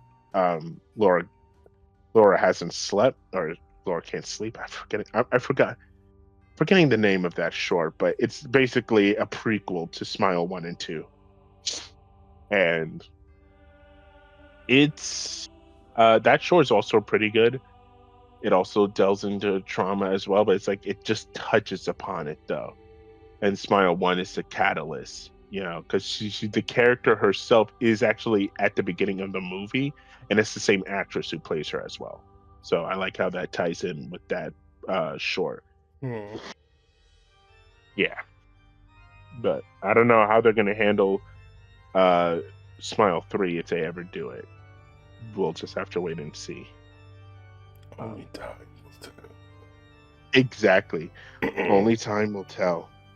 And that's the type of horror I like, though. It's the psychological ones, the ones that it's the metaphor itself is actually scary. Like, granted, we see the demons, we see the monsters, we see the entity, but it's what it represents is the true scariness factor to it. Yeah. Which is, which is why I like movies like The Babadook or Hereditary, because they're psychological. They're psychological. The Babadook is literally depression, the 5 stages of depression, and how a mother goes through the 5 stages of grief. And the monster, the entity, takes on that form of grief, and to the point where it like envelops her, and she becomes it. And she learns at the end how to accept what happened in her life. And her son is also trying to live with that too. He's like 6, 7, I believe. It's like a 6 or 7-year-old, and they're both trying to deal with what happened to them, losing a loved one, and how that affects them. And I love how it's formed into that, And I remember we watched it, and yes, you. I mean, I like. I remember the movie. you were enjoying it. Mm-hmm. I think you and I started to get annoyed at the little boy, though, at the beginning. A little bit, yeah. I remember being annoyed by him, but he's kind of, meant to be a little annoying. Yeah, later on throughout the movie, though, he starts getting, less annoying. Rightfully so. I was gonna say, I think my least favorite thing about the Babadook was the Babadook's design past a certain point. I thought the design was actually good. It gives off that vibe, like it can look human, but it also it could be like a shapeshifter of sorts, Yeah. So I really like the book version of him, but the human form. I found the human form to actually be a little more creepy, just because of the fact looking back on him, he's actually not too bad. Though I won't lie, he kind of just looks like he belongs in Willy Wonka's factory. I don't see it, but to each his own. I don't know. It looks like he belongs in like one of those old school horror movies. Kind of like Nosferatu, honestly. Yeah. I feel like he belongs more to like Nosferatu, with those creepy shadows and the way Count Orlok looks in those movies. Like, that's what he reminds me of, and I always found him to be like really, really creepy. Especially when he's like hiding in the shadows, or that moment where the mother's like washing dishes and she looks up and she's looking at the elderly woman across the not the street, but from across the house. She's looking at her, and then she looks up again and she sees like the Babadook right behind her. She like freaks out. He's just standing there, just smiling at her menacingly. It's like, ugh, it's creepy, I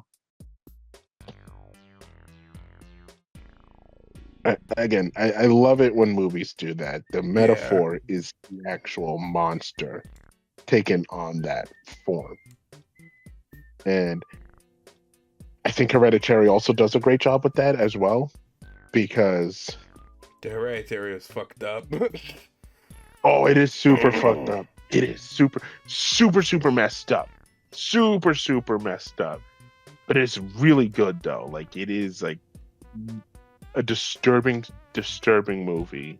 Like, so disturbing. It's actually it's actually uncomfortable to watch, honestly. Like, I actually haven't gone back to it since I watched it with you and Isaiah, because it is literally an uncomfortable watch from beginning to end. This is so much of it where it's like that dread, that Yeah. unnerving feeling. Just there's nothing about it where it's like, oh yeah, this is enjoyable. All of it is just like suffering, suffering, suffering, more pain, more suffering, more trauma, more death, more uneasiness to it. And That that's its strength, but it's also kind of its weakness in a way. weakness? I say weakness because when you go see a movie, you want to be entertained. Mm-hmm. You know, that's the main point of a movie, is to entertain you.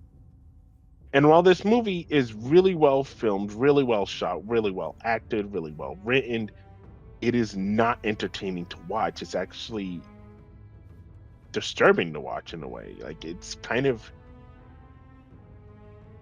hard to watch, at least for me.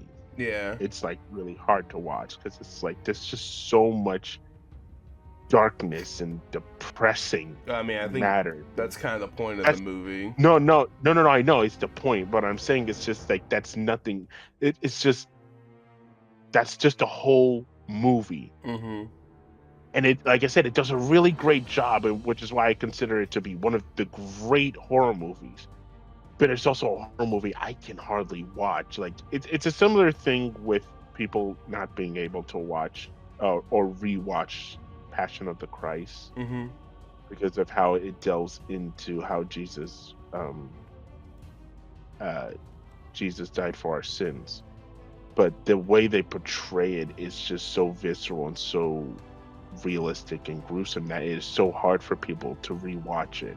And it's the same thing here for me, where it's like it's hard for me to watch it just because of how realistic it is and how depressing and dark it is. And it's like it's great.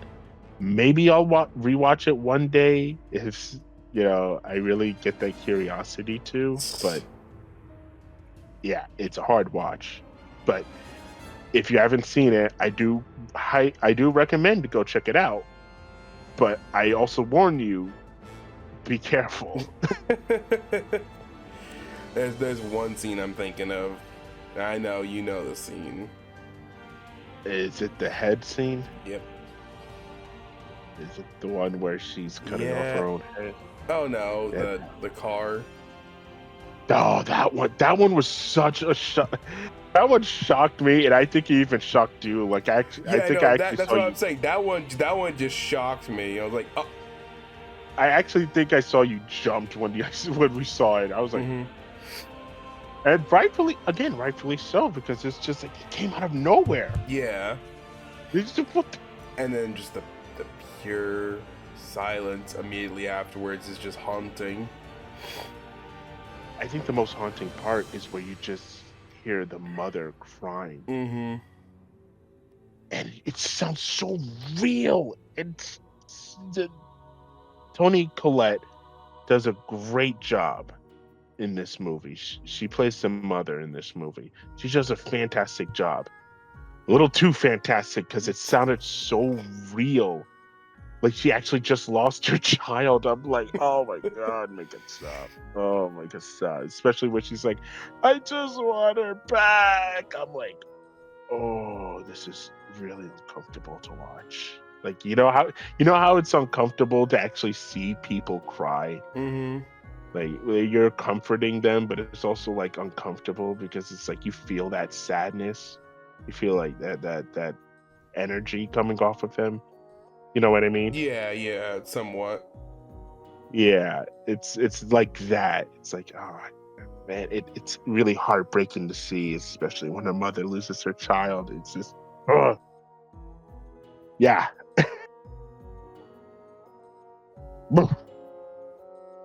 Okay.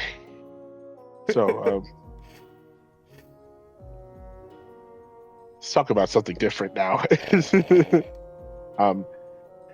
Actually, I want to briefly touch upon Sinister because that's a movie I have not watched myself, but I've actually heard a lot of people say that that's also a really unnerving movie. Like that's also another really disturbing movie that's actually hard for a lot of people to watch. Like, it's a really dark movie, and I can see it. I do remember watching somebody's reaction to it, and they're at the end of the movie, you just see them like really shook, and they actually teared up a bit because it's just the whole movie itself and how much darkness was in that movie. It was like, oh my god, I wouldn't know how I would react to that movie, but just their reaction alone was just, oof. So let it never be said that movies have great power to make you feel stuff, you know. Yeah, it's like, isn't that like one of the principles of a movie? It's like, you know, their power. Mm-hmm. Then the Conjuring movies are, let me put it to you like this: it starts off great, then it goes into, with the second one, it gets better. Then the third one is just boring, and the fourth one is fine. Actually, just watched the fourth one in theaters, and it's fine. It's okay. It's just fine.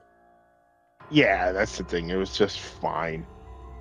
The first and the second one are actually really good. The third one is boring, and the fourth one is just like, it's fine. It's not bad. It's just, I don't know. It was the last case they did, but at the same time, it just felt, I don't know. It just didn't. It felt like it needed to end. Is the thing. Like, they just needed to stop at this point.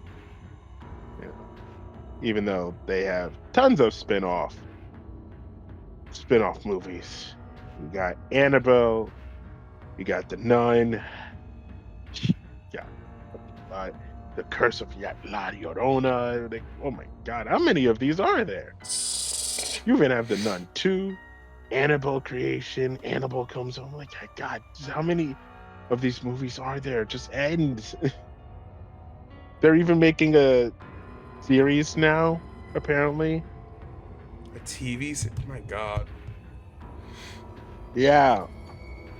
But the director was like, nope, the fourth one is the last one. That's it. There's no more. I'm not making any more. Until another director comes up and takes the mantle. That's exactly what I was about to say. You're not making any more, but somebody else is. Somebody else might. The studio doesn't care if it makes money, and they're gonna be like, let's get somebody else. It's just one thing I actually don't like about The Conjuring studios. 20. The Conjuring Season 20. God.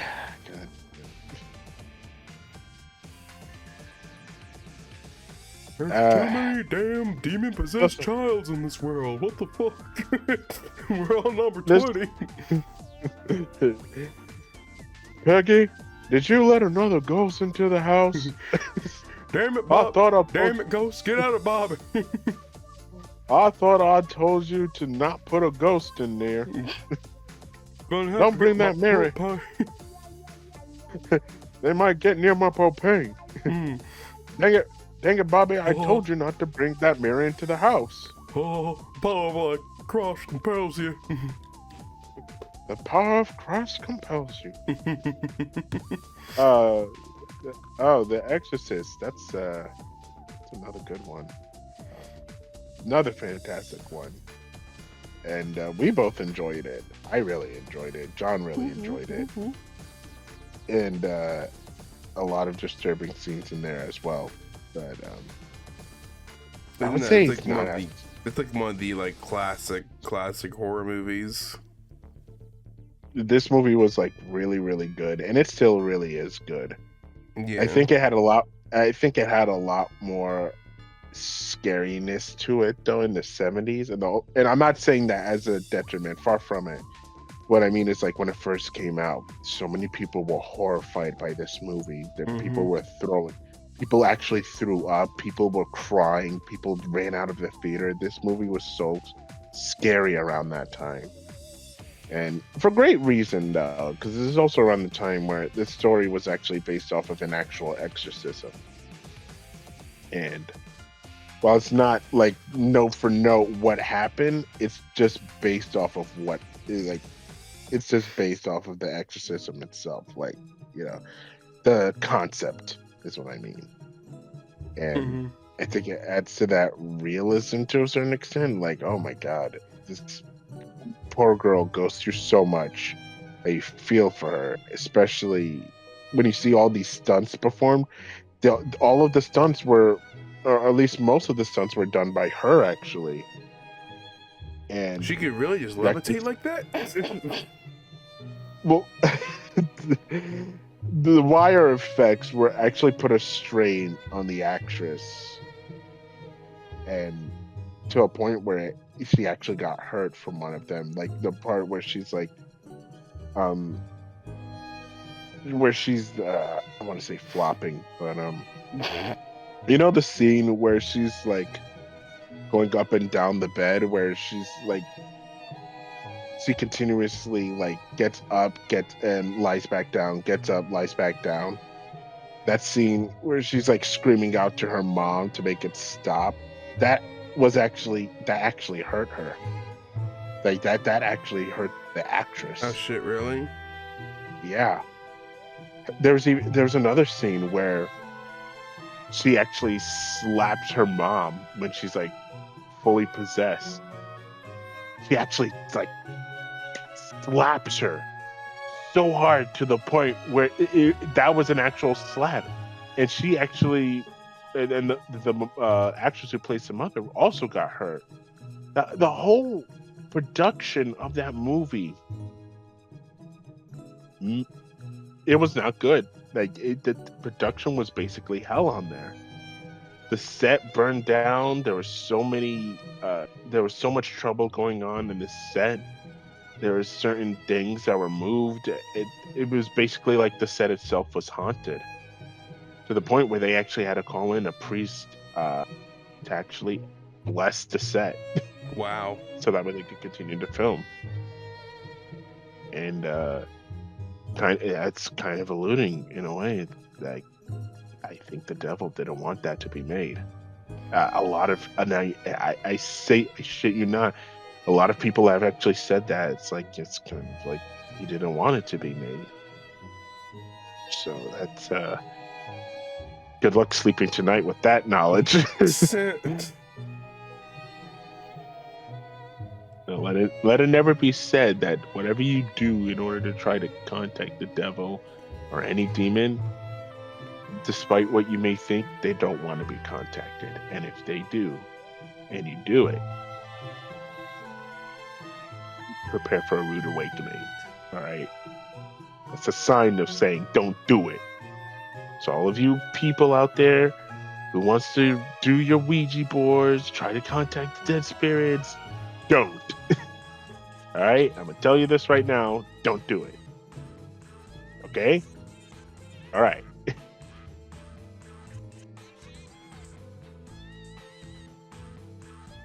You know what's another fantastic movie, though? Which one? Oculus. Oculus?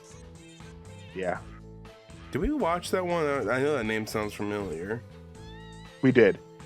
It's the one where the brother and sister have the haunted mirror. You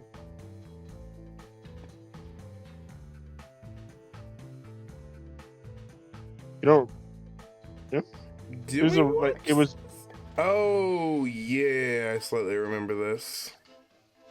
Yeah, we did. It was with Karen Gillan, who plays Nebula in Guardians of the Galaxy. Mm-hmm. Oh yeah.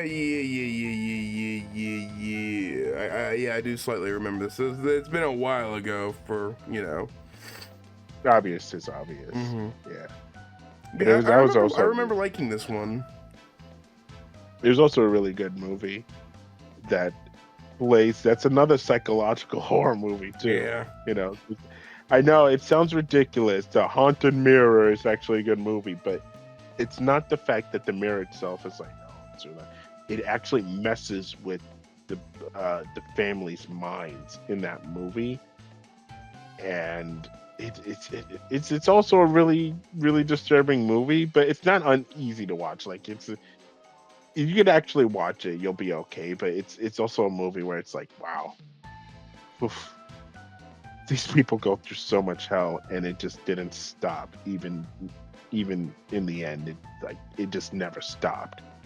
It's like, wow, okay, these people. I love how even in the beginning of the movie, the brother is actually in a therapist's office, and it's like, man, therapy isn't going to help him with this after the whole ordeal with the mirror again.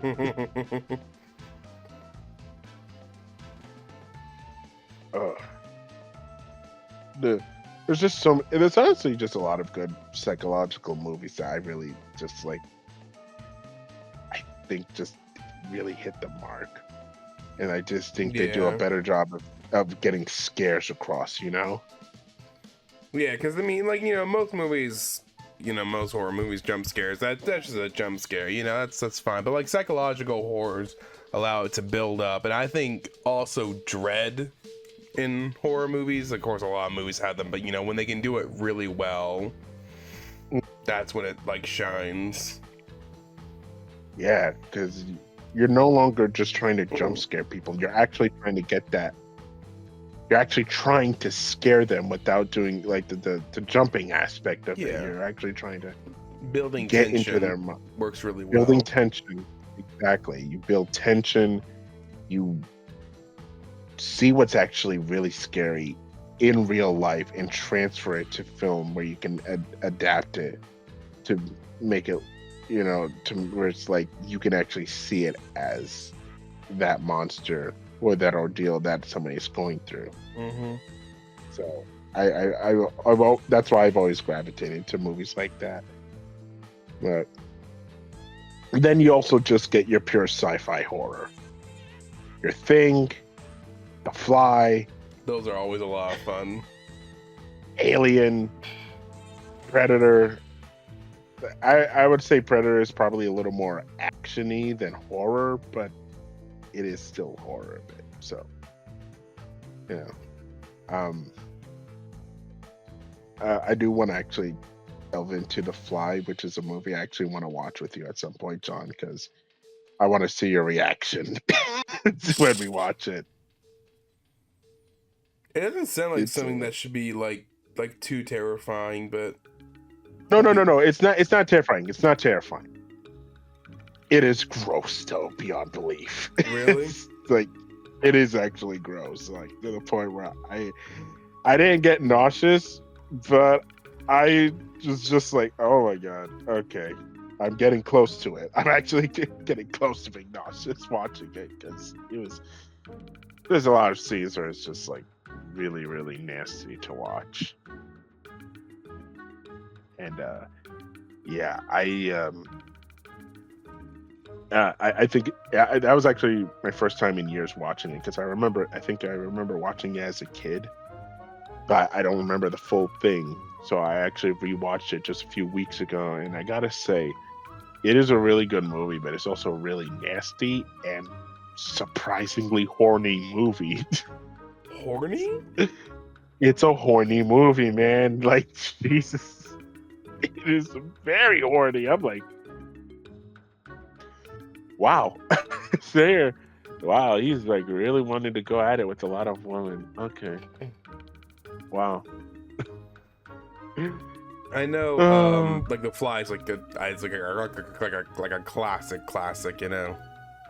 Yeah, the remake itself is the one I watched. I didn't watch the original, but I hear that's also good. If you could find the original, that's great. I would actually also highly recommend the remake, like everyone else would, because it is just a truly grotesque movie, but it's also really good too. Then we get into The Thing, another grotesque movie, but also really, really great horror movie as well. Got that good body horror.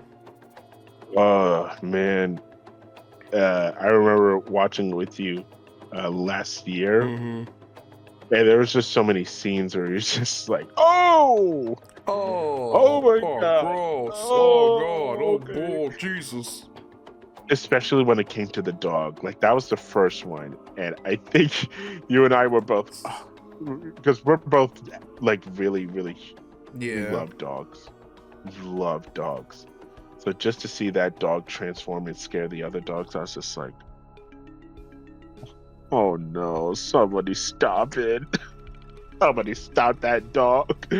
That thing, whatever it is. It was horrifying to watch, especially when it like transforms into like that big giant crab monster thing with like the worm head. I'm like, oh my god.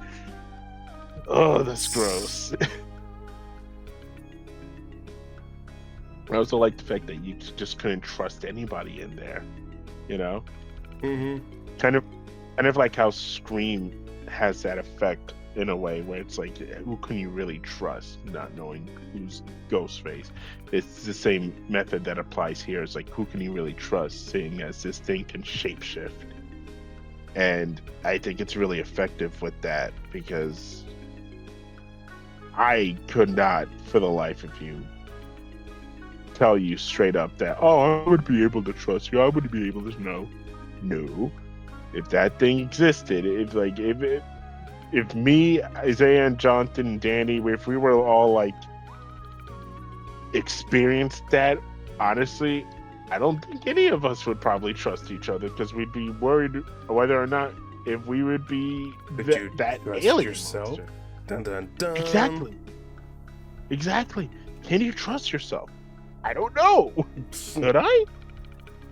Why not? What's the worst that could happen?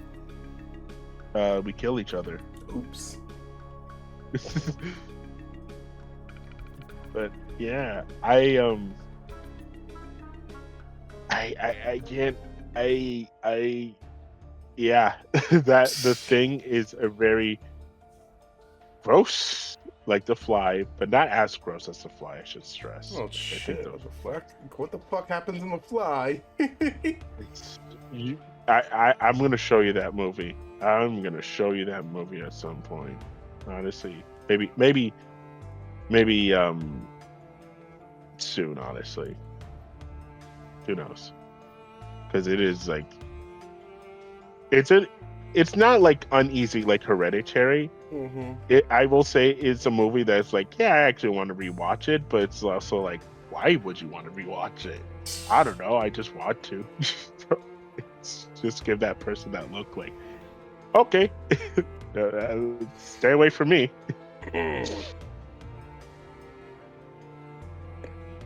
I think sci-fi horror though is good. There's a lot of good sci-fi horrors, mainly like, the big two are Alien and Predator, but I also think The Thing can be added to it as well, and as well as The Fly, because that also deals with science fiction, since he is a scientist and he builds like this teleporter.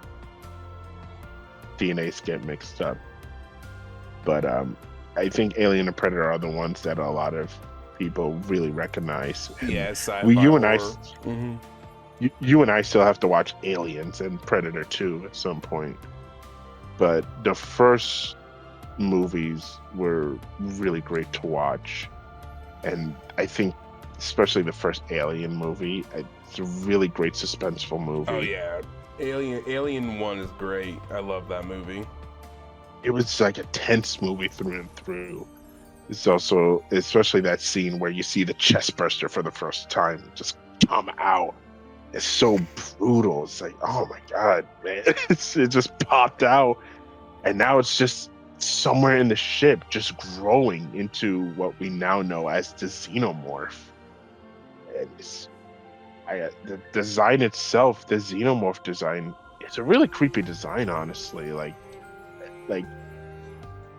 try looking at it in the dark by yourself, you're gonna have a hard time, honestly, sleeping.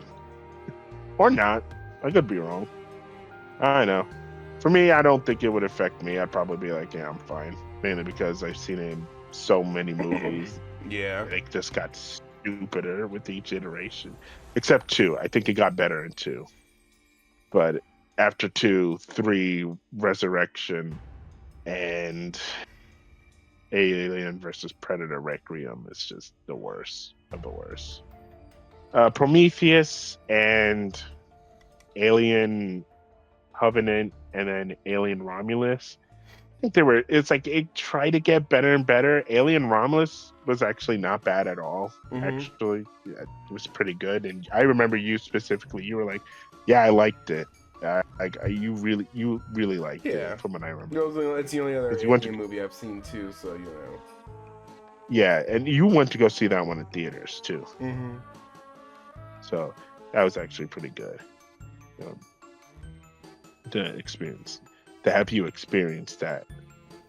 And then we get Predator, which you just recently watched, and that's not a scary movie.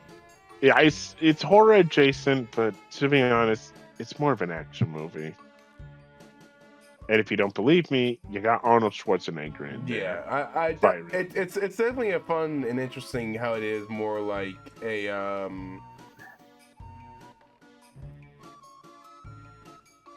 like an action movie. It has like different genres, but it is like an action movie at first, and then it turns into like the horror. Mm-hmm. And don't get us wrong, it is a fantastic movie. I love that movie. All right, I was so excited to show it to John just because of, hey, it's an Arnold Schwarzenegger movie. You can't go wrong with that. It's Arnold Schwarzenegger. I don't really think he's had a bad movie unless you want to count the Terminator sequels after 2. Mm-hmm. Then we can talk because they can be pretty bad. But Arnold Schwarzenegger in the 80s and even in the 90s, he's had a lot of great movies. And this is one of them. This is a great movie as well. This is like a really fun watch. And a lot of great moments. Of course, you get your get to the chopper. Get to the chopper. The classic line. And you're one ugly motherfucker. That was a great line too when he saw that Predator's face for the first time. Which I gotta say, that design is really, really awesome. I love the design of the Predator. He actually looks like a space bounty hunter. You know, an alien space bounty hunter, and his face is it is a little creepy, but I wouldn't say it's scary. I just like it's just more like, ugh, it's a little creepy, but at the same time it's kind of like, badass. You know what I mean? Like, the Predator in every movie. Here's the thing: the Predator, you learn the species themselves. They're not evil. They're not malicious. They basically just hunt for sport. You know? Yeah, they hunt for sport, and they won't kill someone if they're not a threat. Yeah, they won't kill someone if they're not a threat, and they won't hurt women or children. Which is, I like that added addition to them because, you know, it adds a kind of like a sense of a code of honor to something that's like, I don't think we needed to add to that, but I'm actually glad they added it. You know what I mean? Yeah, like I said, I definitely really like it's weird, it's different, but it's kind of nice. Mm-hmm. Which is why, like, it's so hard to say that Predator isn't, you know, horror movie. You know, it's not even anything even remotely scary unless you want to say the Predator's face. But even then, it's like, I wouldn't even count that. You know, but it is technically horror, so I figured that we put it on here anyway. But, whew. Wow. The first half is just slashers. To be fair, slashers dominated horror for a good long They while. really So did. I guess it makes sense that it dominated our first half of horror movies. But I mean, honestly, rightfully so, because to me, horror movies mean a lot to me because I love the thrill of getting scared, but I also love the creativity that horror movies can do, And Yeah. granted, we talk about the most popular horror movies, but there's other horror movies out there too that I didn't mention that are also popular and not popular. Like we didn't, like it. Jonathan touched upon it, but the remake is also as good as the original. I think the remake of it and Chapter Two. I think they're really great movies because of just how much they delve into what childhood could be like. It could Yeah. have that sense of wonder, but it could also have that sense of trauma and scariness added to it. Like things can be amazing one minute, and the next thing, life can be the scariest thing you've ever dealt with the next. And I think it encapsulates that really well. Yeah. Then we also, No, never mind. yeah. I No, don't go wanna say ahead. Go something. ahead. I don't even know what I was gonna say. So I got nothing. It's it does a really good job, which is why it wholeheartedly deserved a lot of people praising these movies. Then you get movies like Terrifier 1, 2, and 3. Now, I personally haven't seen it, and honestly, I kind of don't intend to because, truth be told, I'm not into the Terrifier series, mainly because I'm not into clowns. Yeah, I'm not into If- a gore fest, which is why I also don't have any interest in Saw. I might watch Saw. I might watch Saw one day, but Look, I'll only watch The- Saw if it includes Dr. Phil and Shaquille O'Neal. Okay. oh, so Scream 4. Yeah.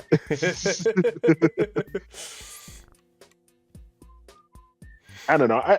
I might watch Saw one day, maybe. I don't know. I'm not interested to watch that either. And it's not because I'm. It's not because I'm not into gore fest.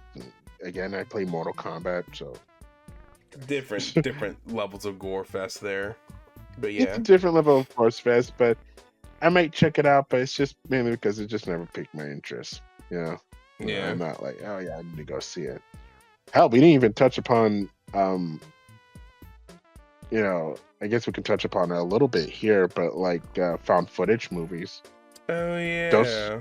I don't think Those are really good too. Have we seen one? I think so. I think we watched Paranormal Activity. I didn't. No, that was me and Isaiah. I'm sorry. Okay. So no, I don't think you watch found footage movies, but those are great too. Blair Witch, the first Paranormal Activity. I hear the later sequels, except for 2, get dumber.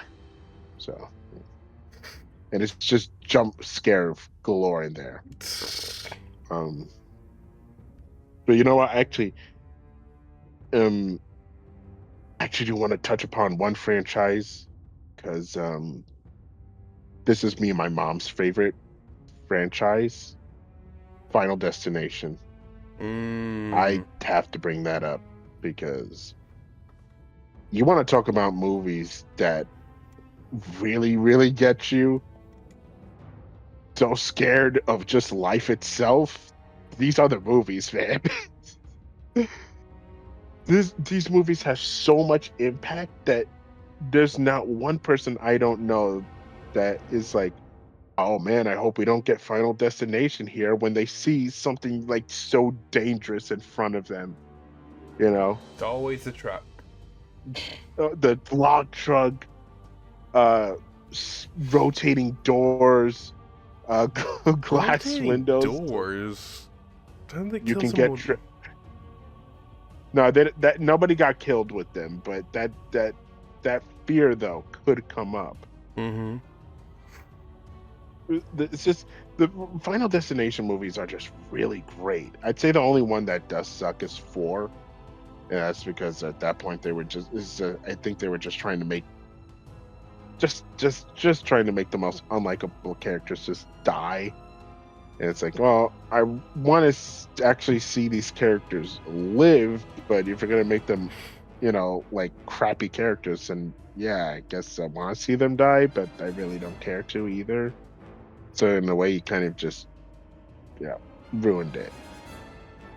But the first one was great. The second one was also really good. The third one is where it did started to dip a bit, but I give it a pass because Mary Elizabeth Winstead is in there, and I actually really like her as an actress. So I'm like, yeah, you get a pass because I actually really like you as an actress. The fourth one, like I said, sucks, but the fifth one is really good, and I started to have likable characters in there since the first one.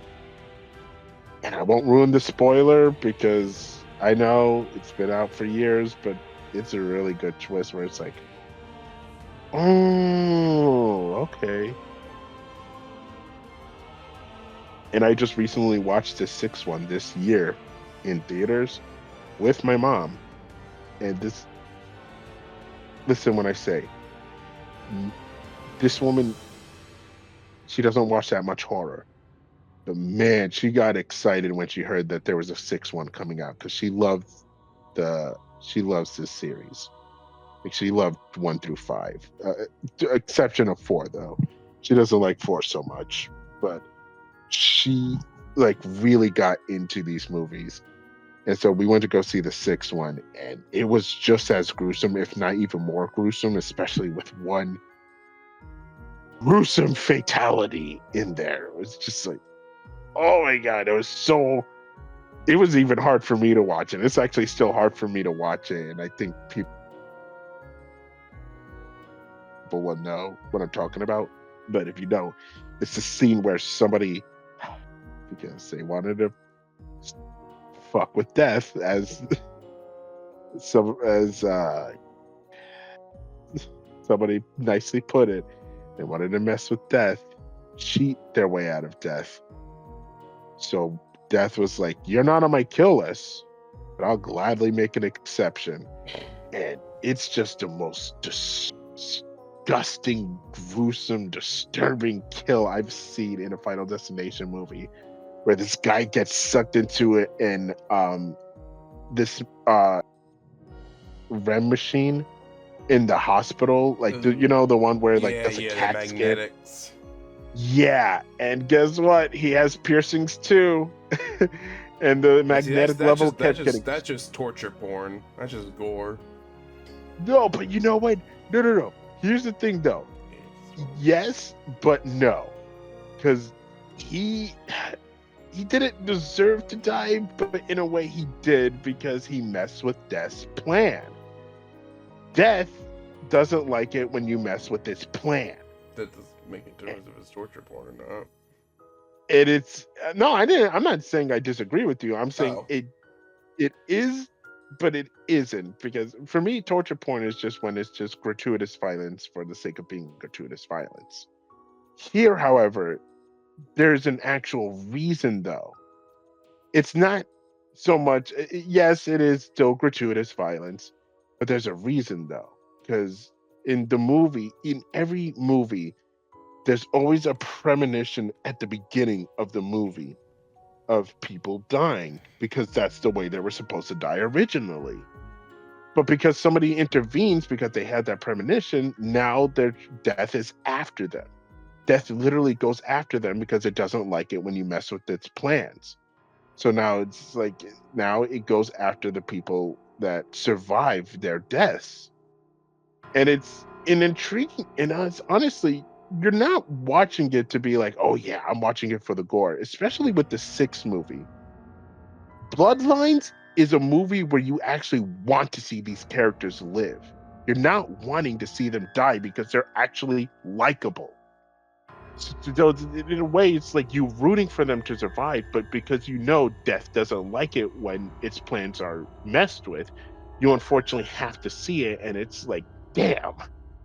It's gory, it's brutal, but I did not want to see you go down like that. But you mess with death, so unfortunately, yeah, that was gonna happen.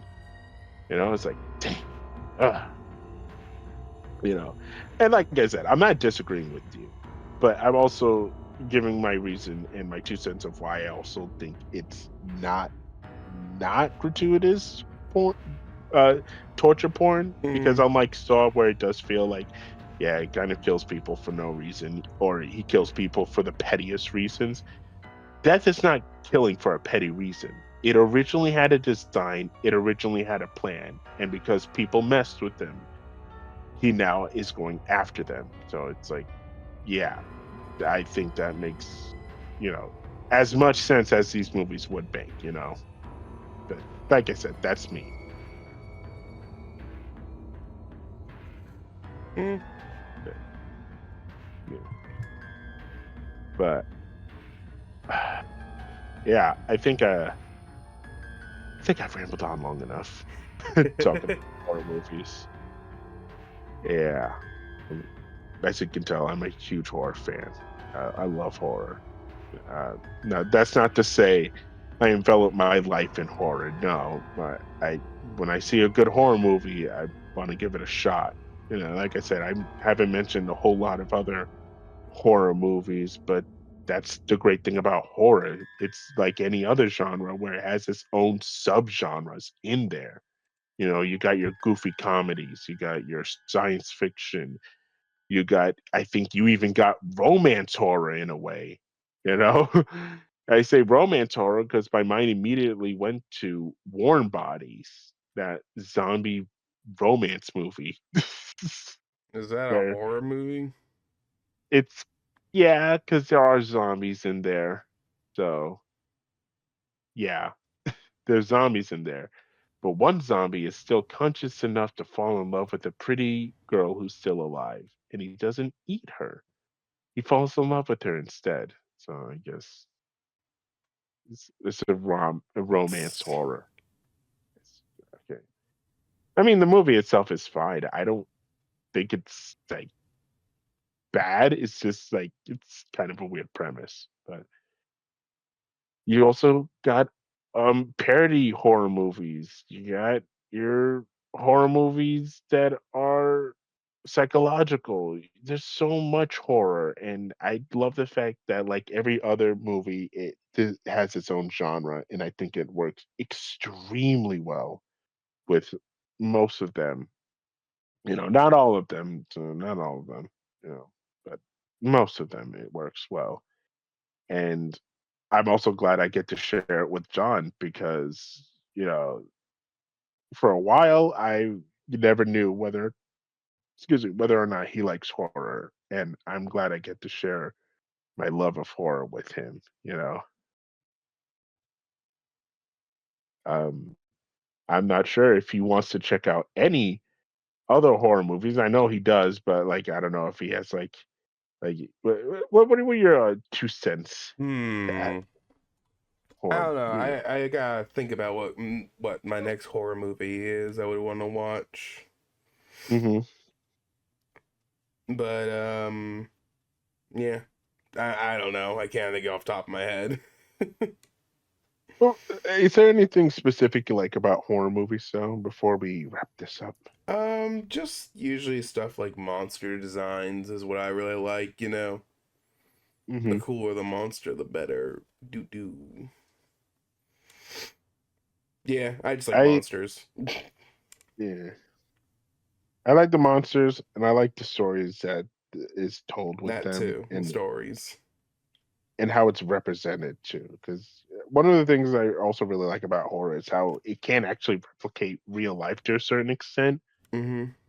Again, especially when it comes to psychological, because that when it gets to the psychological aspects, I think it really hits home. And I think a lot of people can resonate with it, how we deal with the horrors of life and how that transfers over, from the movies to real life. And it's like a comparison of sorts where you can be like, oh, wow. Just like every other movie, you could be like, wow, yeah, I can relate to that. And you could also, it's kind of like a guide in a way where it's like, yeah, I could survive that, you know, like a zombie apocalypse. Yeah. Everything seems I easier. yeah. Although, in my opinion, I think the robot apocalypse is more imminent than we think. Oh yeah, no, for sure. Terminator's gonna Yeah, be real. it's already kind of real. Apparently, AI made up its own language, and Google and I think Facebook got scared that it happened, that they actually unplugged them. It's like, oh shit. Okay, no, let's not do that. Oh no. Um, yeah, Dun, dun, dun. I'm not counting Terminator. I know some people would be like, "What about Terminator, the first one?" The first one, yes, it's horror, but I'd also say it's a lot more science fiction and action. So, yeah, I think that about covers it. Yeah. Yeah, I'd agree. So, thanks. Thank you, everyone, for tuning in, listening me ramble on about why I love horror, why why I drag Jonathan into this life, this realm, this realm of horror, scary monsters and whatnot. Um, the classics will always be the classics. Again, I didn't talk about them. Maybe at another point, I'll talk about the classics and other stuff I didn't mention because, like I said, I haven't touched upon everything. But hey, that's what a part two is always for. Am I right? Am I right? Yes. But I really, really do appreciate everyone tuning in and watching our Halloween special episode of Three House Gamers of horror movies. I really do appreciate it. And not to sound cliche here, but what's your favorite scary movie? Drop it in the comments down below. Let us know. And with that being said, go ahead and hit that subscribe button, hit that notification bell, stay up to date with our content, hit that like button, and comment down below. And until then, we'll see you guys on the next 3HG uh, Let's Play video. Whatever you watch next will be your fate. Till then, I have been your grueling ghoul host, Aaron. And I'm John. Your horrifying master. I was about to say master, but your your horrifying second host. And until then, we will see you later.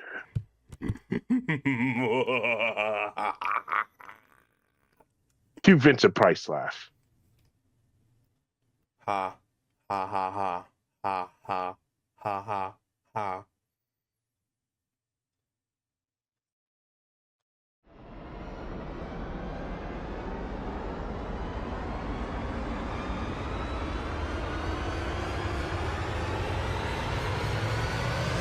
What's up?